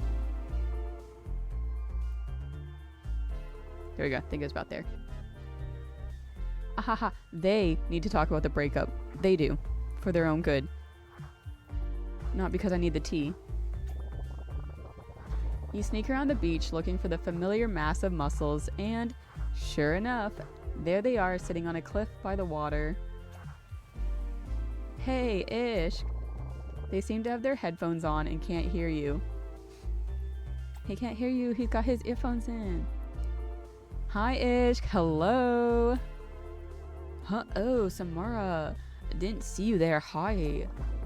They take off their headphones and you can hear Shag Vision playing loudly. Yeesh. Hopefully their ears are okay. Don't get distracted. They look a little lost in thought, which is worrying all its own when it comes to Ishq. Hey, got space for one more? Always. Plenty of cliff for everyone. They scooch a little and tap the rock next to them, inviting you to take a seat. As you settle in next to them, you feel something brush your hand. Huh? Was that Ishq? A bug? A scary seagull scrounging for snacks? Oop, it was a spirit. Whoa there, little dude. Oh, and little dude's friends? Guess we gotta get them back home. Can't have them sticking around here, right? You turn and squint your eyes at Ishq, lips in a thin line. They could take absolutely anything as a chance to avoid more serious conversations. But they were also right. These spirits needed to get back home first. Okay, fine, let's do this, then we can talk. I love the fact that I was just talking about how I was sad that there wasn't more spirit swapping, and now it's like, hey, here you go.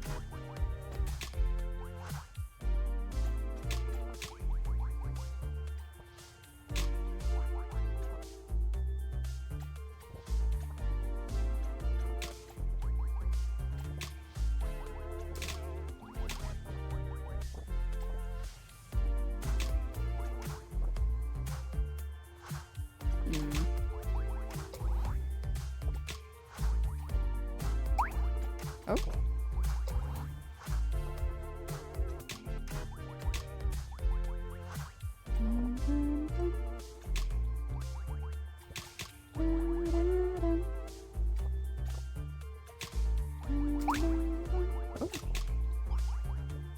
Oh no.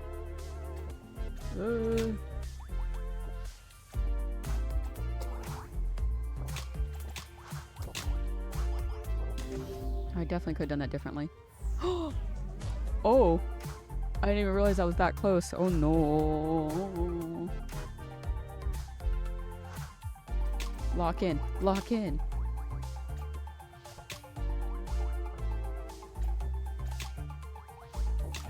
Pretend that I know what I'm doing.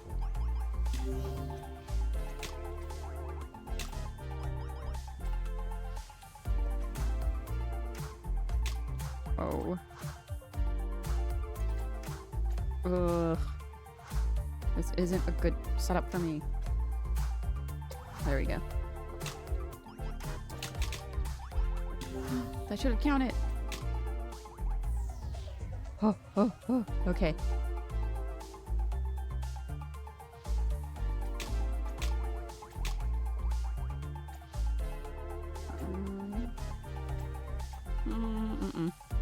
Nope.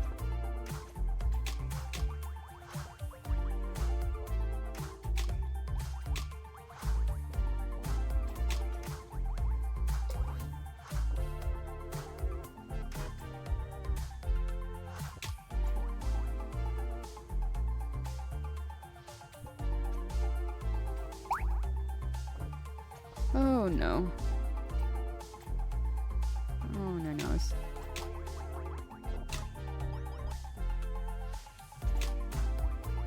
Oh, oh, oh, oh. Whew, whew. Oh, that was close.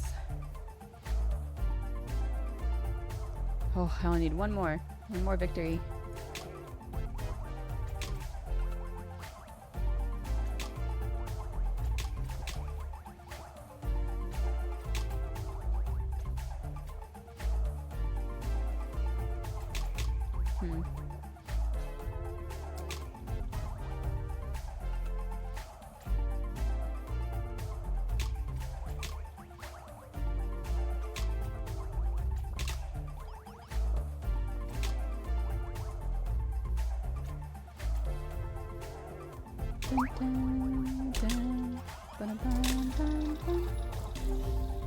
Yo, what? That was such a... Oh my gosh. That block was huge. What the heck? Oh my gosh, what happens if I lose? I haven't lost yet.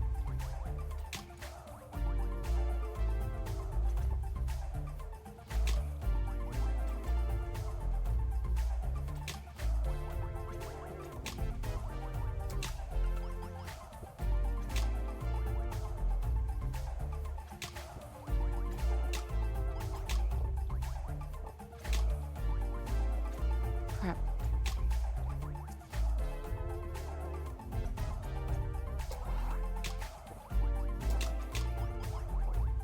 Come on, come on.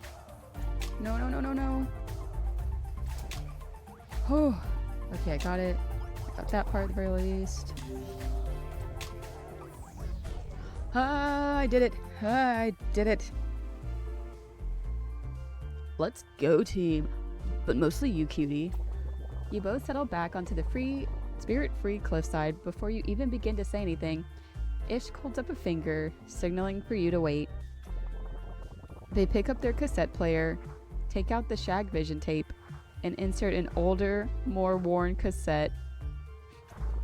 You look on confused, but they hold it up and give you a wry smile. Right before you got here, I was listening to a mixtape the three of us made together. We? Oh, you mean me and Mo? You, me, and Mo? Which one? They chuckle and sigh at the same time. Here, you'll guess right away. You reach around their neck to take the headphones off, placing them between the two of you so you can both lean in to listen together.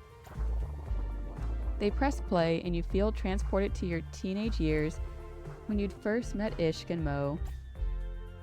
Oh my frog, is this? Yeah, it's Mo's mumble rap era. Mo, no!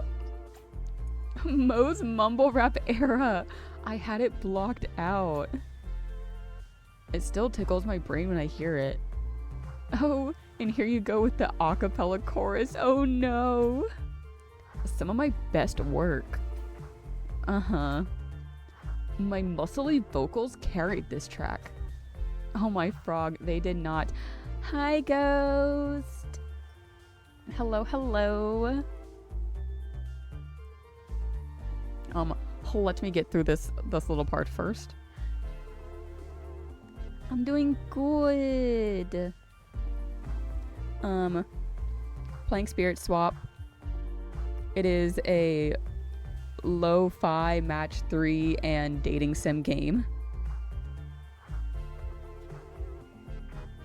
Where basically you play as Samar, the one on the left, who's a spirit swapper, and there has been a huge influx of spirits, and you're trying to figure out like how to handle that because oh my gosh, I'm like because I gave a huge summary at the beginning.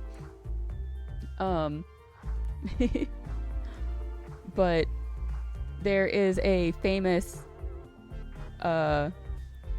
group, because I want to say band, but they're kind of like K-pop. They're called Shag Vision, and they're in town for a concert, and the spirits are attracted to their music. And so you gotta find a date to the concert and figure out how to deal with the spirits. Bam, summary. Ugh. But this lovely character on the right is Ishkender, and they are the ex of your bestie Mo, and trying to figure out what exactly happened between the two of them and caused their breakup.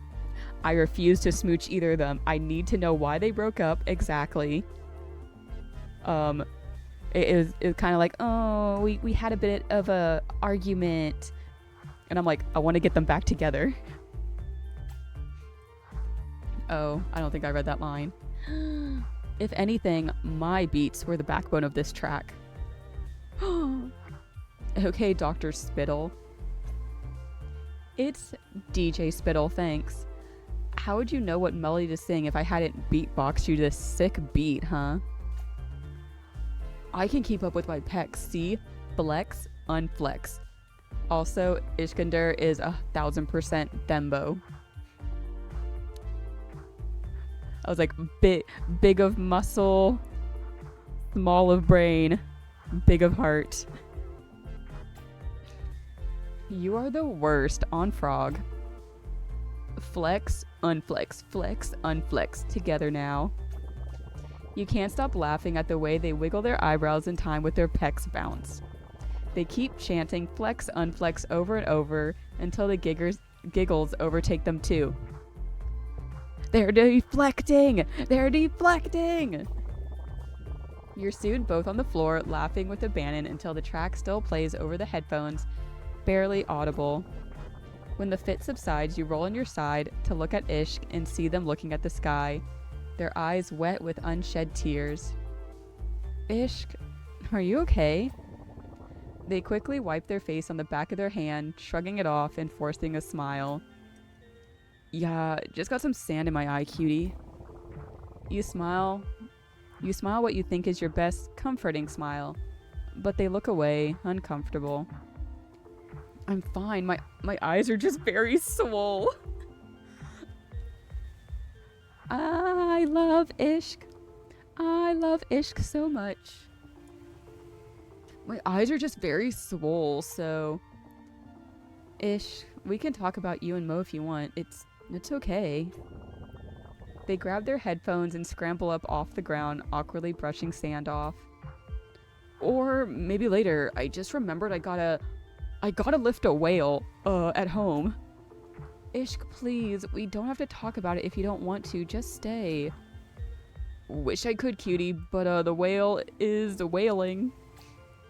It's a huge problem in the whale community. Oh, I can never read any of their lines, like, with a straight face. Huge problem in the whale community. Bye. With an awkward wink and a wave, they set off, almost running away from you. Ishk. You pull your knees up into a hug, sitting on the rocks with Froggo. Ooh, getting to the point where I'm mixing up all the words. Looking forlorn beside you. It's okay. They'll talk when they're ready. I hope. Froggo leans against you, and you both stare out at the sky for a while longer before heading out. You can't keep running, Ishk. You're injured. You literally have a back injury. Please stop running away from your problems. I gotta see. I think that's my first rug that I've unlocked. Yeah, more decoration. Yes. Yes. Slowly going all green with the frog stuff.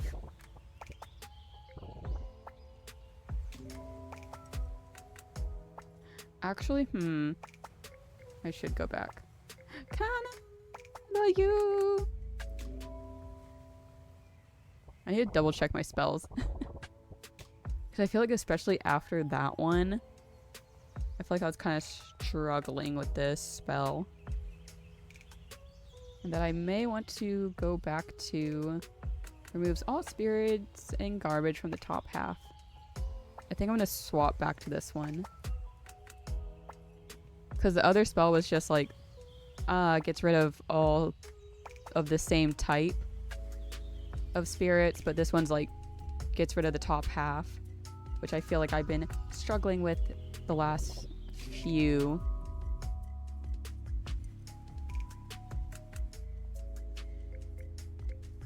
Mo, darling.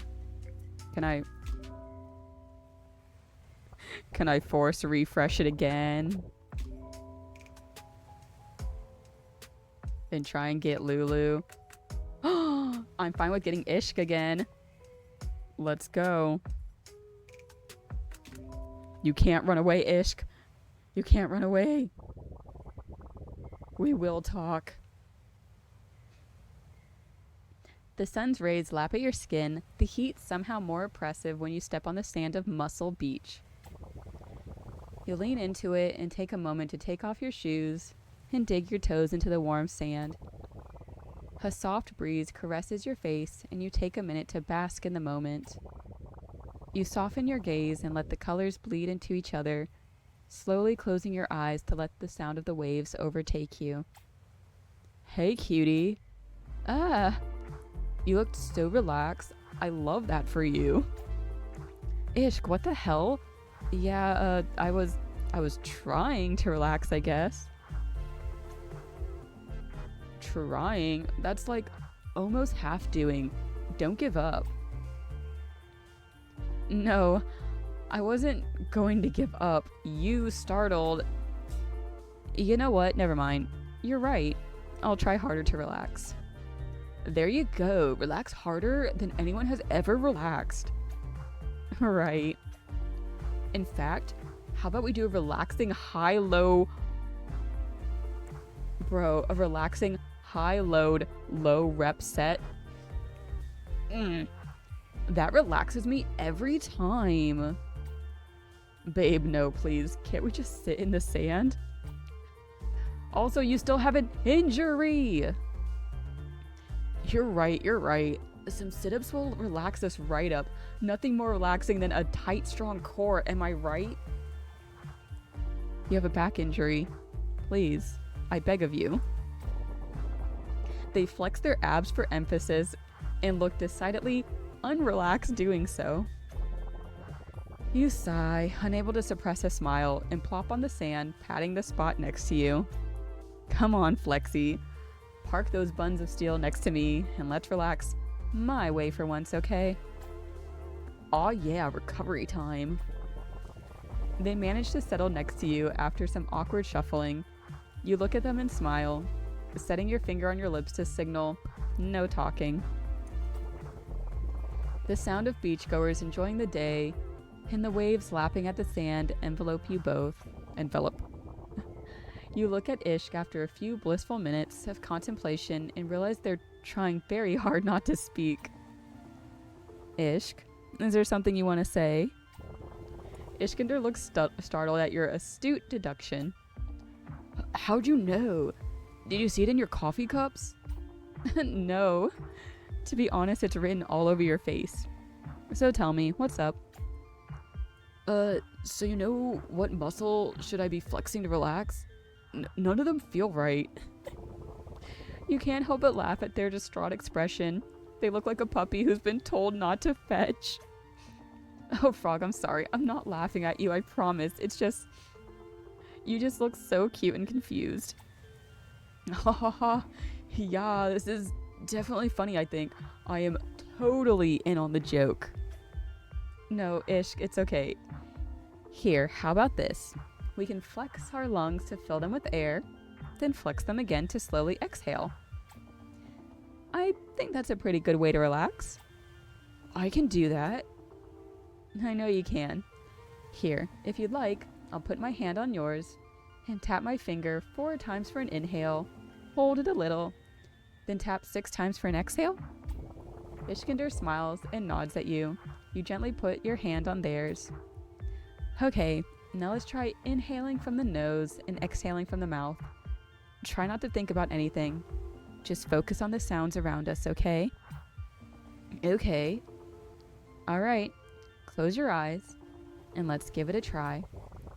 You close your eyes and start inhaling slowly while tapping on Ishkander's open palm.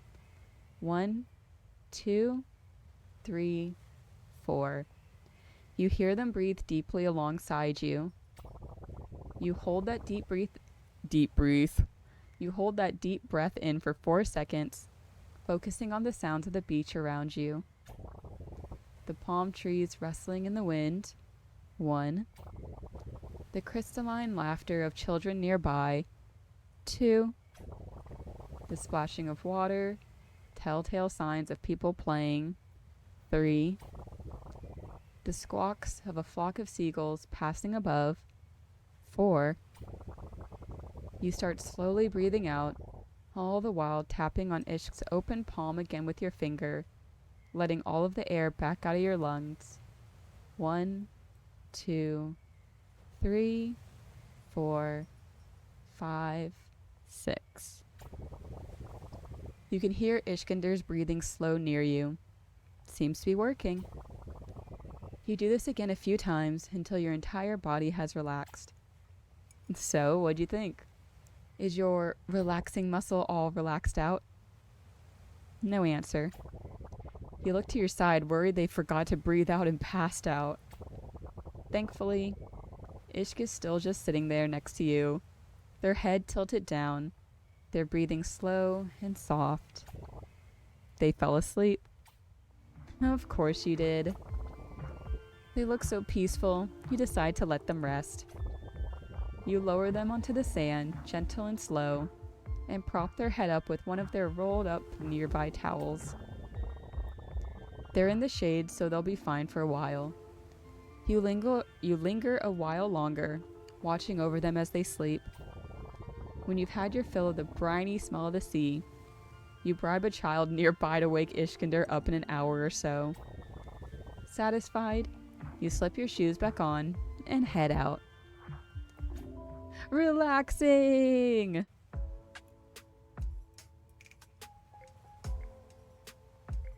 That was a cute little moment. But how do I get another heart? I want to be a 5-star homie.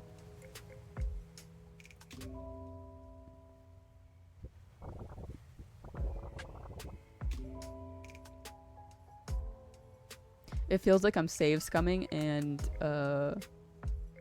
okay, I guess I gotta go talk to somebody else again. It's fine, I'll talk to Mo. Gotta help the bestie out. You arrive at Mo's apartment and knock on the door. Before you can announce yourself, she quickly opens the door and pulls you into the room. Upbeat music plays over the radio. Good sign, perhaps? Finally, you're here. Oh wow, you're really excited. You almost pulled my arm off. You'll be fine after I show you this. Mo escorts you in but stops midway through, hiding something behind her. You're gonna love this. You know how much I admire Barrel's sense of style and how I've been getting all their exclusive merch? Yeah, your Shag Hag collection is amazing. Well, I just got their latest makeup line.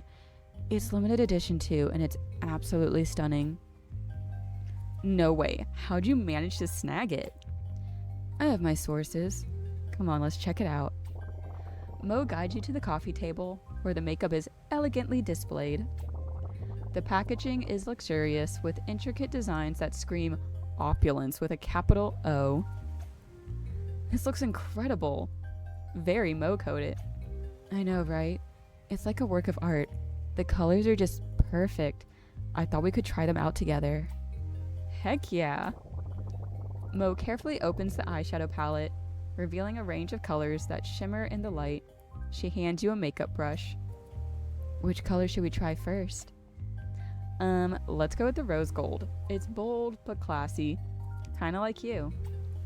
Sounds perfect. You start applying the eyeshadow on your wrist, then your eyelid, then hers, chatting and laughing, experimenting with different colors. Let's try the lipsticks next. This color will look perfect on you. Come here. You get closer, she grabs your chin and carefully traces your lips with the glossy auburn lipstick. I've always loved how makeup can transform a look. It's like creating art on a canvas. There, gorgeous. As if on cue, a new track comes over the radio and you immediately recognize it. It's Shag Vision. Mo rushes to turn off the radio, but it's too late. Spirits have started appearing all over the apartment. Oh, come on, really? I'm so glad you're here right now. We got this. Yes.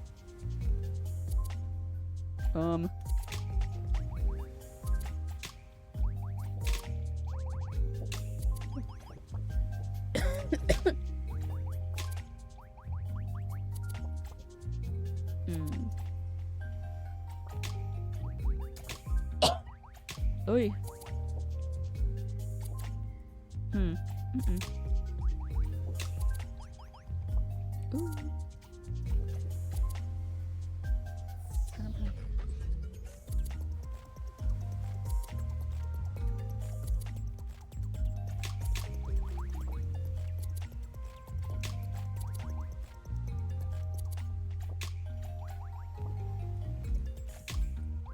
Do do do do do do do do do do do do do.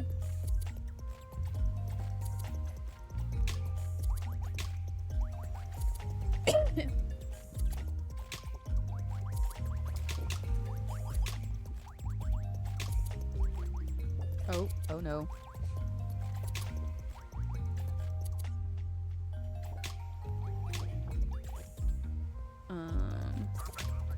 Dang it, that's not what I wanted. No, no.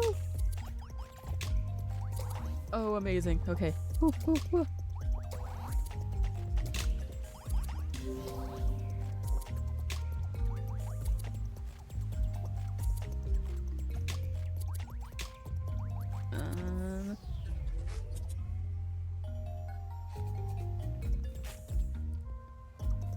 That one had me sweating just a little.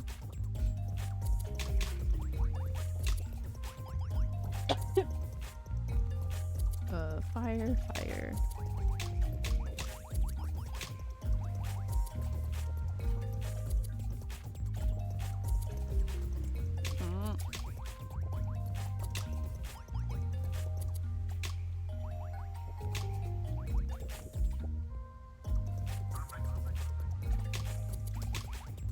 Oh, dang it.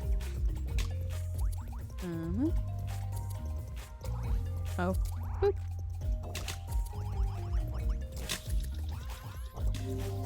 Oh, no. No. Oh, that's so unfair. No. Oh. Oh, that's still not good for me. No. Oh, I gotta do... Oh, amazing. think I just saved my ass.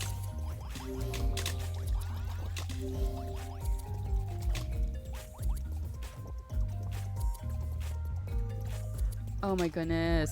Don't do this to me. No! Ugh. It was so close.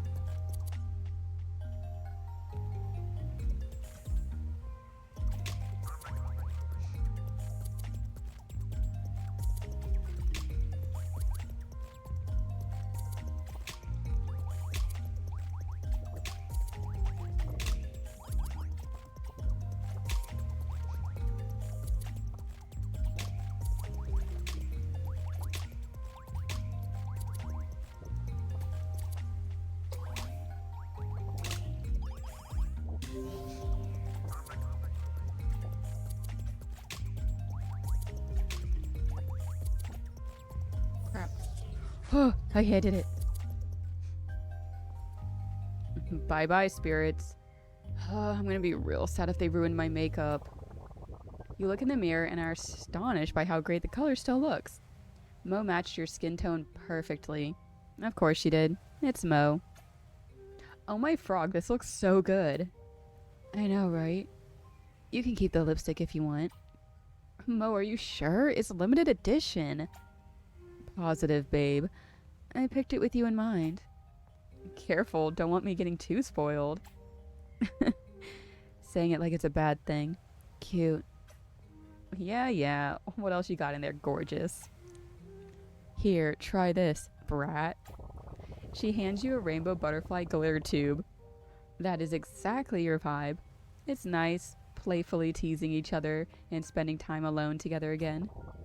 You'd almost forgotten, up in your little hermit hut in the forest, how wonderful city living with friends close by can be. You and Mo continue to try out more shades while chatting about shag vision, life, and your plans to make both intersect. As the sun begins to set, you both decide to call it a day, both covered in patchwork makeup and grinning ear to ear. Cute! Oh my gosh! I gotta do her little event.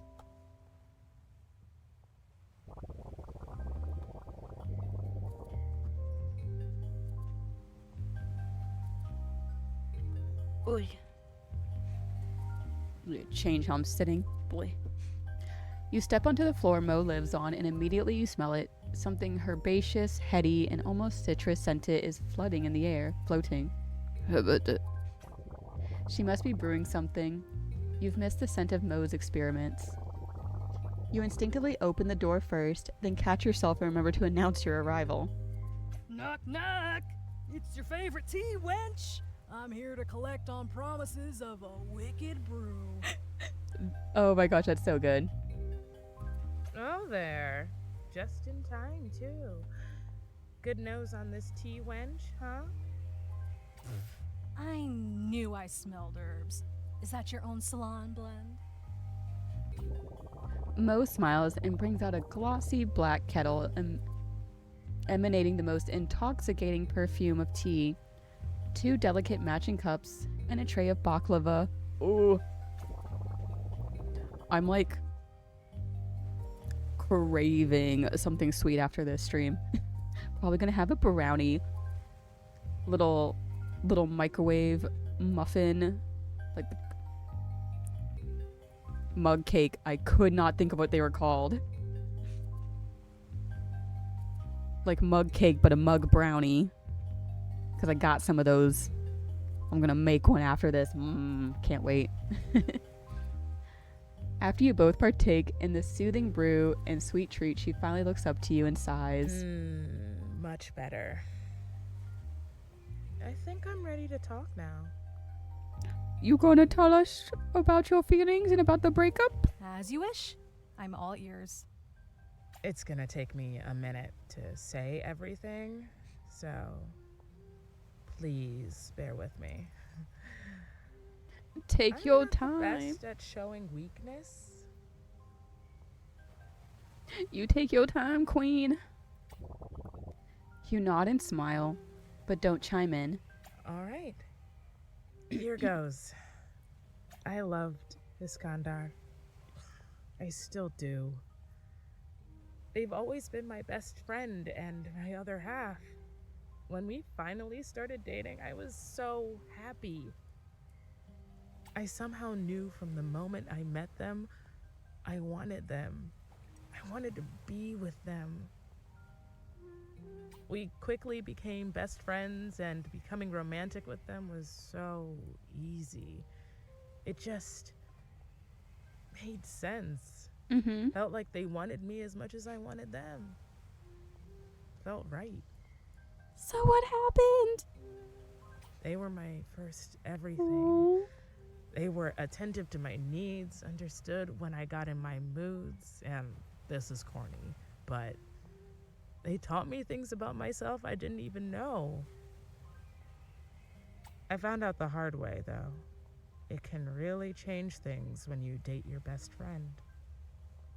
What happened? Mo sighs. I can't say exactly when, but one day. One day? One day. It seemed like they stopped caring. Oh. For a year, I thought it was me. Perhaps I asked for too much, or I was just the one who let the anxiety get to me.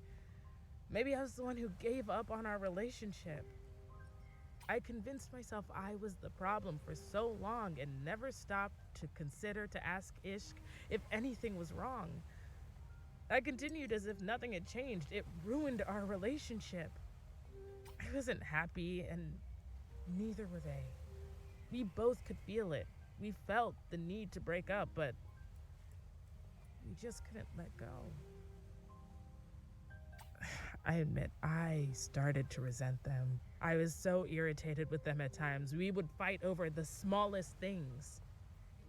Yeah, we were all there for that. Aw. Was it that obvious?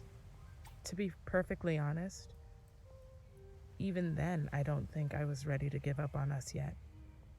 I felt as if I could still save the relationship. If only I tried hard enough. But that only ever seemed to make it worse. When I finally dumped them, I know it was a big fight, but I didn't mean any of the things I said to them. Tell them. Tell them. Are you sure? Aw. You did just say you felt guilty. Did you feel guilty for telling the truth? I suppose there may be some truth to that. Momo. Okay, fine. I felt guilty because it was the truth. Everything I said to Ishq during that fight were things I have wanted to say to them for a year. It felt so good to finally let it out. And in saying all of those things, I realized how much I was ready to move on. They'll always be dear to me, but I'm different now. I want different things from a partner. I should have smooched Ishq. I'm like, oh, they're not getting back together. Nope. The worst feeling is I know I hurt them. And I know we will probably not go back to what we were. Have you tried talking to them since? I don't think they want to talk to me. Lies. Lies. How do you know that? Would you want to talk to someone who dumped you? They miss you, Mo. I'd say this is a little different. You two are besties. Would it help if I set up a meeting and act as a mediator? Let's go. Let's go. Samar, you're a darling, but I messed this up. I should be the one to fix it. It takes at least two to make it a relationship. You're not the only one who contributed to it. You have got to be kinder to yourself. Yeah. Mo, you have to forgive them. But you also maybe have to forgive yourself. Yeah. Relationships are hard. Really hard. Iskander is still your friend.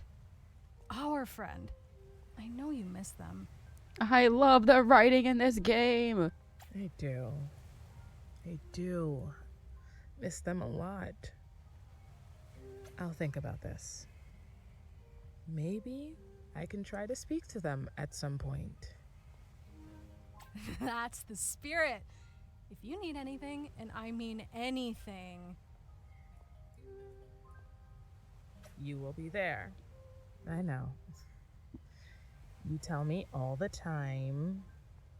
and that's what besties do. That is what besties do.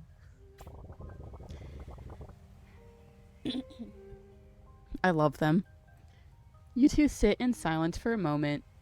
The tense air in the room starts to dissipate. So, Oh, do you have anyone you're interested in? oh, and Not sure. You're not sure? Yeah, I don't know. There are so many hot people I care intensely about. How do I even decide who I want to pursue? You are so corny. Why not follow your heart then? Or date them all? You sure have the energy Dang. for it. I love the fact that Mo's like, just date them all, honey. I mean, dating multiple people at once does have a certain appeal, but I don't know. It's a lot of work. Yeah, Mo, we literally just talked about how relationships are hard, and then you go and tell me to just date everyone in town. You may be a fan of chronic oversharing, but that's for when others do the sharing bit. If you're being honest with yourself, there's always been something about Mo that made you too shy to talk love and dating.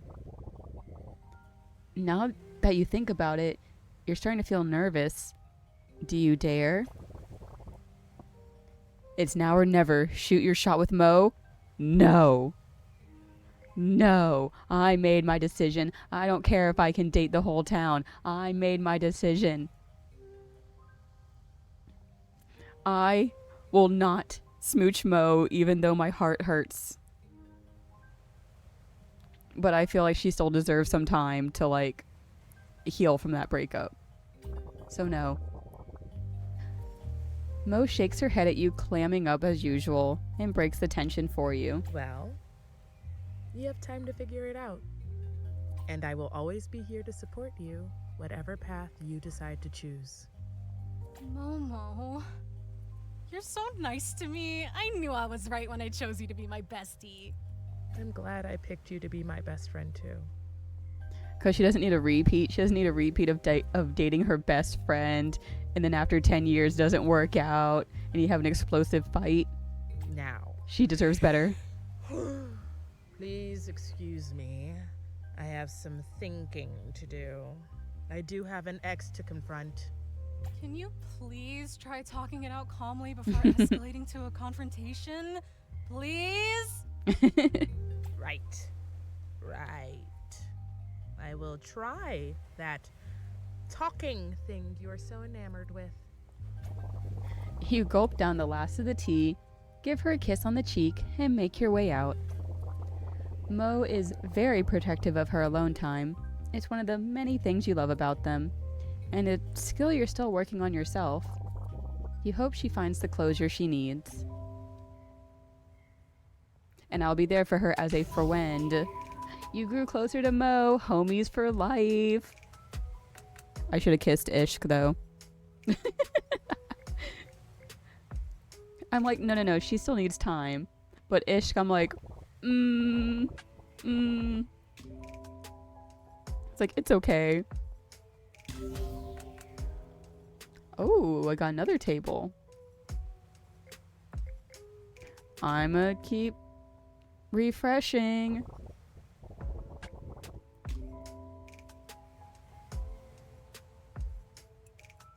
I'm begging, please. They may just be forcing my hand to do the other characters.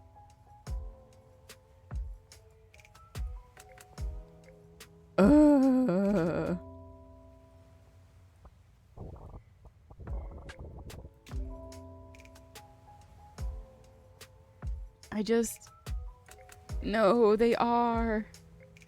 I just want a 5-star Lulu. 5-star. 5 heart.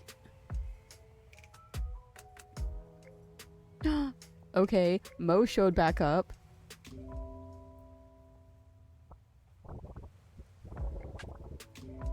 Yes, I'm gonna keep doing this. I don't care. If Mo showed back up, that means the others can too.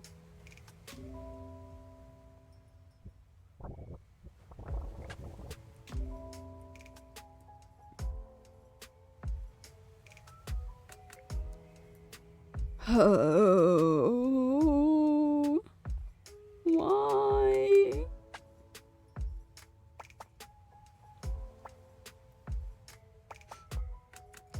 Fine. Fine. I guess they do force me to do everyone. I will go see the sweetie pie cannon. For once, there doesn't seem to be any wayward spirits around. Feeling like you could take your mind off of swapping for a little bit, you decide to head over to the land cafe for a bit of gaming with the regulars. You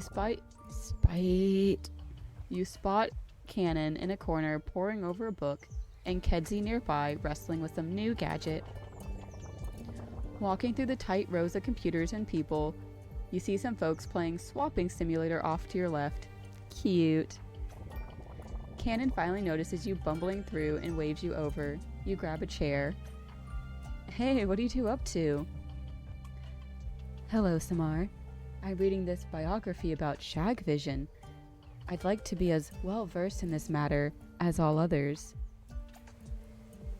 Just one more tweak and you hear a small sizzle pop. Balls. I'm gonna get this figured out. Kedzie is clearly quite deep into figuring out this piece of technology. That didn't sound good, but I'm sure you're getting there, right? When the dimensional interface... But then the wavelength of the... Kedzie continues to mumble to herself. Yeah, she's getting there. You turn to look at Cannon, then turn again to Kedzie. They are both absorbed in their own worlds, and you start to wonder why he waved you over. So, should we do something? You know, together, since we're all here? Oh, well, how about we just spend time together? Each of us doing what we want separately. The best type of hangout. I mean, you could do that from home, right? Like a solo activity? No. Yes, but Kedzie's not at home, and neither are you. Fair point. We spend a lot of our times like this. It builds comfort. We thought you might like to try it with us. Sure, why not? I did bring a sketchbook. Yes, Pinterest on the couch. Just scrolling through being like, look at this. Scroll, scroll. Ooh, check this out. Great. Then let us... Flybe? Yeah, flybe?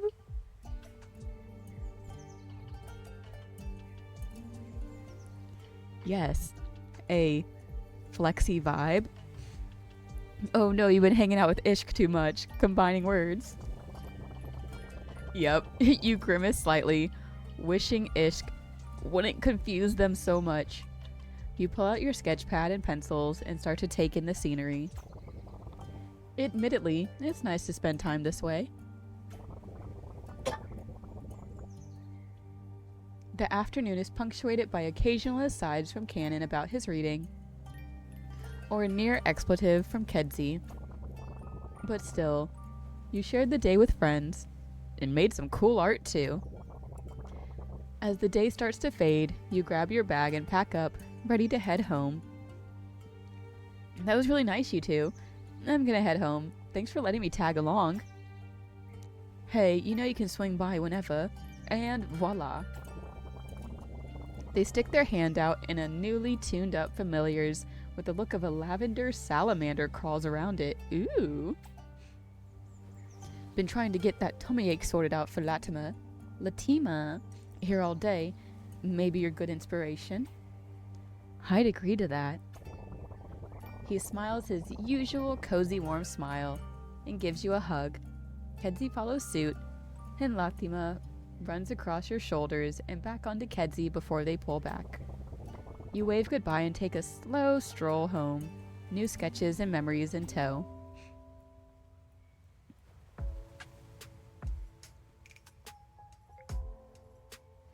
I mean, my boy Ishq. I was gonna be like, no more, and I was like, like Ishq appeared. Let's see how much I can see how many more I can cram into the next few minutes. You originally came here intending to use the outdoor gym and do a little workout, but found a cold drink instead. Or did it find you? You let the waves sing you their soft lullaby. I need water.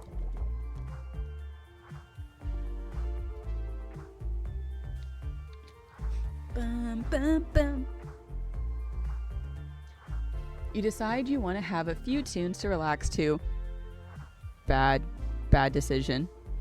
You turn on the radio, and of course, Shag Vision is playing. The song is so good, you feel like maybe you could do a set of something. Jumping jacks, maybe? You jump a few jacks, and then hang on one of the uneven bars for about 10 seconds. Oh hey, you feel like you can feel the muscle growing already. But Shag Vision's playing. The spirits! Hey cutie. You know, I've been thinking lately about our lifting phase. Holy shit! How can you be both so big and so quiet? And you mean my lifting phase, right? Yours wasn't a phase. It's a way of life. You know it. They flex for emphasis but quickly seem to refocus on the subject at hand. Ishq's face looks a little more serious. Catching you here brings back the memories, you know? I was thinking about our 2 years lifting together as gym buckaroos. Yeah, that was a great time, huh? I thought so. So why stop then? You open your mouth to respond, but thump. Thump thump. These dang spirits. Well, you knew the risk when you left that song on. You run to change the radio to a different station, but it's too late. Speaking of gym buckaroos, want to relive our lifting days by helping me swap some spirits? Woohoo, buckaroo! I'd never say no to a duo moment. Let's go! Bum bum bum boom boom boom boom. Da-da-da. Oh, that's not the swapping I meant to do. Dun dun dun.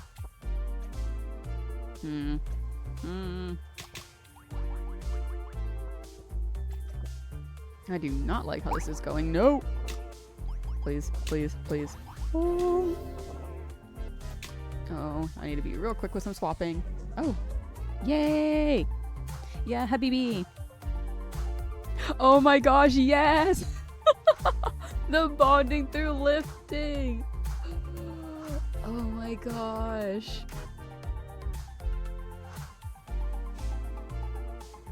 Man, I feel like I gotta explain that real quick because of like no context. So yes, me and Tiny were at the store and we saw a book that was like, oh, bestie astrology, and like you'd find your sign and then your best friend's sign, and it would tell you like how to bond with each other, and ours was bonding through working out or going to an art museum. We were like, yeah, art museum.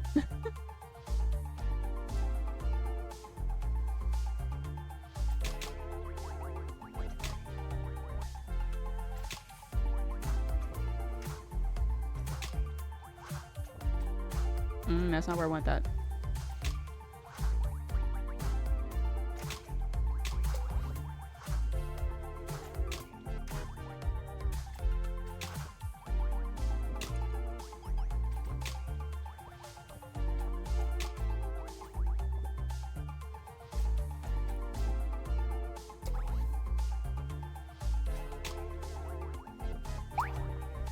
Oh no. Oh no.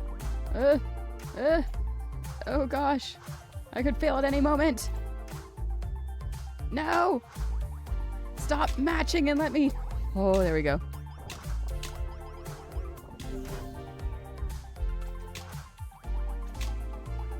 I was like, let me have my spell, please. Oh my gosh.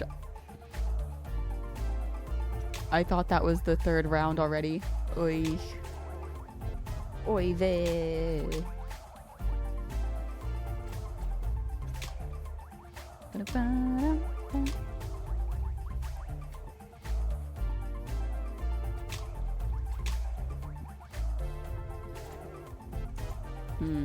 Nope. Nope. Oh, dang it. There we go.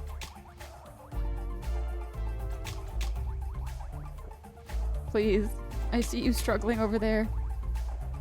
Just lose the fight. Oh, there we go. Let's go, team. But mostly you, cutie. Ish plops down the sand, back up against the bench press seat. You grab another cool drink from the vending machine for them, pick yours up, and plop right down next to them. It felt nice to do something together. Why had you stopped going to lift with Ishk? Truth be told, you never really thought about it too hard and hadn't realized Ishkander had. I mean, I guess I just moved outside of town and it kind of became a hassle to keep it up. I'm not sure there was a good reason, to be honest. I just wasn't as into it as you were. You weren't? What could be more bodacious than getting a throbbing hunk of glistening meat? Genderless.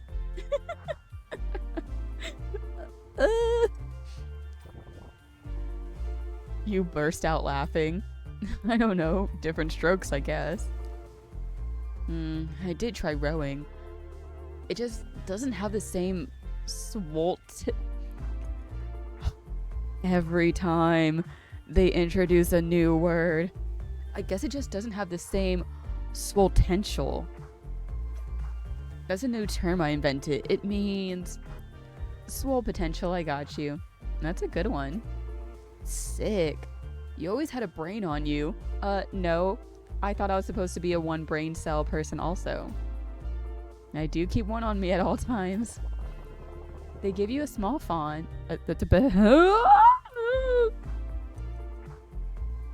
I've reached the point of the night where I can't read anymore. They give you a fond smile, no doubt tickled by the fact that you always get their ishkisms.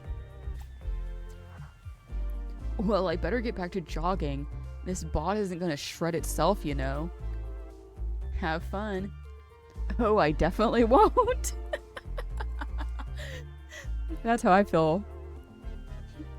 That's like, yeah, gotta go do this workout. Have fun. Oh, definitely won't. You wave as they disappear along the beach. And just like that, the beach is quiet again. You finish your drink and enjoy the silence before heading out. Yes! Sorry, I got very excited because I was about to be like, man, I didn't level up with Ish, but I did. You grew closer to Ish. There are new events to discover. Does that mean the fact that I'm getting Ishk's 5-heart event before Lulu's? But I'm doing it. And I'll probably stop after this. Just because this is nice and voiced. You head over to Muscle Beach, and for once, Ishkander isn't stretching. They're sunbathing on the sand, nibbling on a popsicle in their usual overly flirty manner, despite the beach being deserted. They don't seem to notice you until you whistle and wave at them. Ish, have you actually been resting? Not to worry, Samar. I've been flex-free all day. enjoying the sun, eating snacks. Proud of you. You know, beaches are kind of scenic when you're not working out on them. Except for the snack-stealing seagulls. Those are terrifying. How's your back? Significantly less strain. Yeah. I didn't know not flexing could feel so great. Oh, really? I know. I shouldn't have overdone it. You shouldn't have ran away from your problems. But flexing is my thing. It makes me like being me. You can tell they're getting caught up in their insecurities again, but you trust them to work through it this And I time. just wanted to like being me again, you know? And I didn't want to stop flexing altogether. What would everyone think? Perish the thought. Seriously, it's okay to not be okay, you know? But then Ishk got too much good exercise, and that's how you get injuries. I know. I'm okay-tacular? Aw. We'll workshop that one. You sit by them on the warm sand. You and Ishkender quietly stare at the ocean waves. You've both been friends for so long, it feels wild how much time has passed. Remember when we were learning to swim out here? The three of us? Of course! You had that adorable little frog inner tube. Mo was complaining because we kept splashing her hair. Yeah, you don't mess with her hair. We had some fun times together, didn't we? You sneak a hand on the sand and channel your magic to quickly splash Isk with seawater. They yelp in response and start splashing you too. You both start to laugh. We're still going to have fun times together, you know. They might be different from before, and it might take some getting used to, but we're still gonna be friends. Our friendship is unbreakable. Like, A really big barbell. Yeah. yeah, that works. We've all been okay before, but we're only gonna get better from there, right? Right. Thanks, Samar, for always looking out for me. You do the same for me, Ishk. Speaking of the same, I got you another beach towel. Ishkender quickly pulls out another beach towel. This one is covered in hearts and stickers with an Ishk drawn in markers in the middle. Oh, hell yeah! Ish gifted Samar a towel rug thingy. That is adorable. New furniture item. The frog lily pad rug. Throw it out. This is my new item. It's a flextacular beach towel. You can use it for picnics, drying off, and the occasional seagull defense. Wow. I didn't know they made towels this big. They do. I got them from a whale. In a whale, technically. That whale that you were lifting earlier. It's a funny story. It all started when I tried to lift this killer whale, right? You laugh as Ishkender explains their adventure of lifting up a whale. The rest of the evening is spent chilling, watching the waves, and listening to some chill beats. You feel closer to Ishkender than you have in a while. It's a warm, beautiful feeling. You know things between you, Ishk, and Mo will turn out okay in the end. Give me. You grew closer. Aw, y'all are so cute. Okay, so it was. It's once you get the 5 hearts that it unlocks the end. I love you, Ish, but I want to go with Lulu. Congratulations, you received 2 VVIP tickets you forgot you pre-ordered for the big finale concert. It's the day of Shag Vision's last concert in Damashq, and Ishk wants to go with you. Go over and see the concert whenever you want to.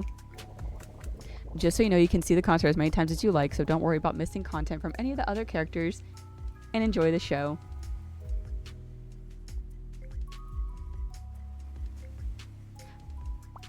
But that'll just have to wait for next time, because I don't know how long the ending's going to be. But I'm going to change that rug. Please, oh please. Ah!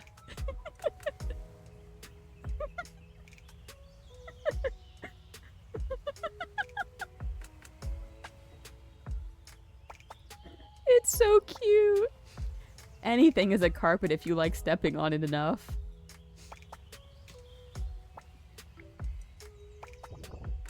Oh. Oh, that's delightful. Oh, my heart.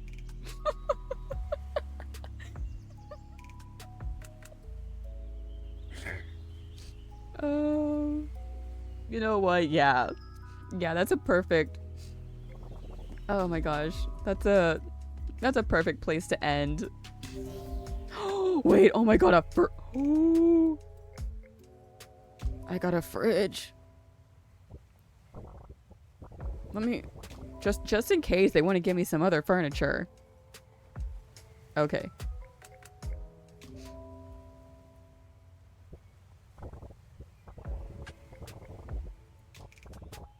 Cause, oh my gosh, that fridge looks cute. Dreaming of all the tasty goodies inside. Oh, my room is so good. Everything totally matches. Yeah, I'm perfect place. That's where I'm gonna end for tonight.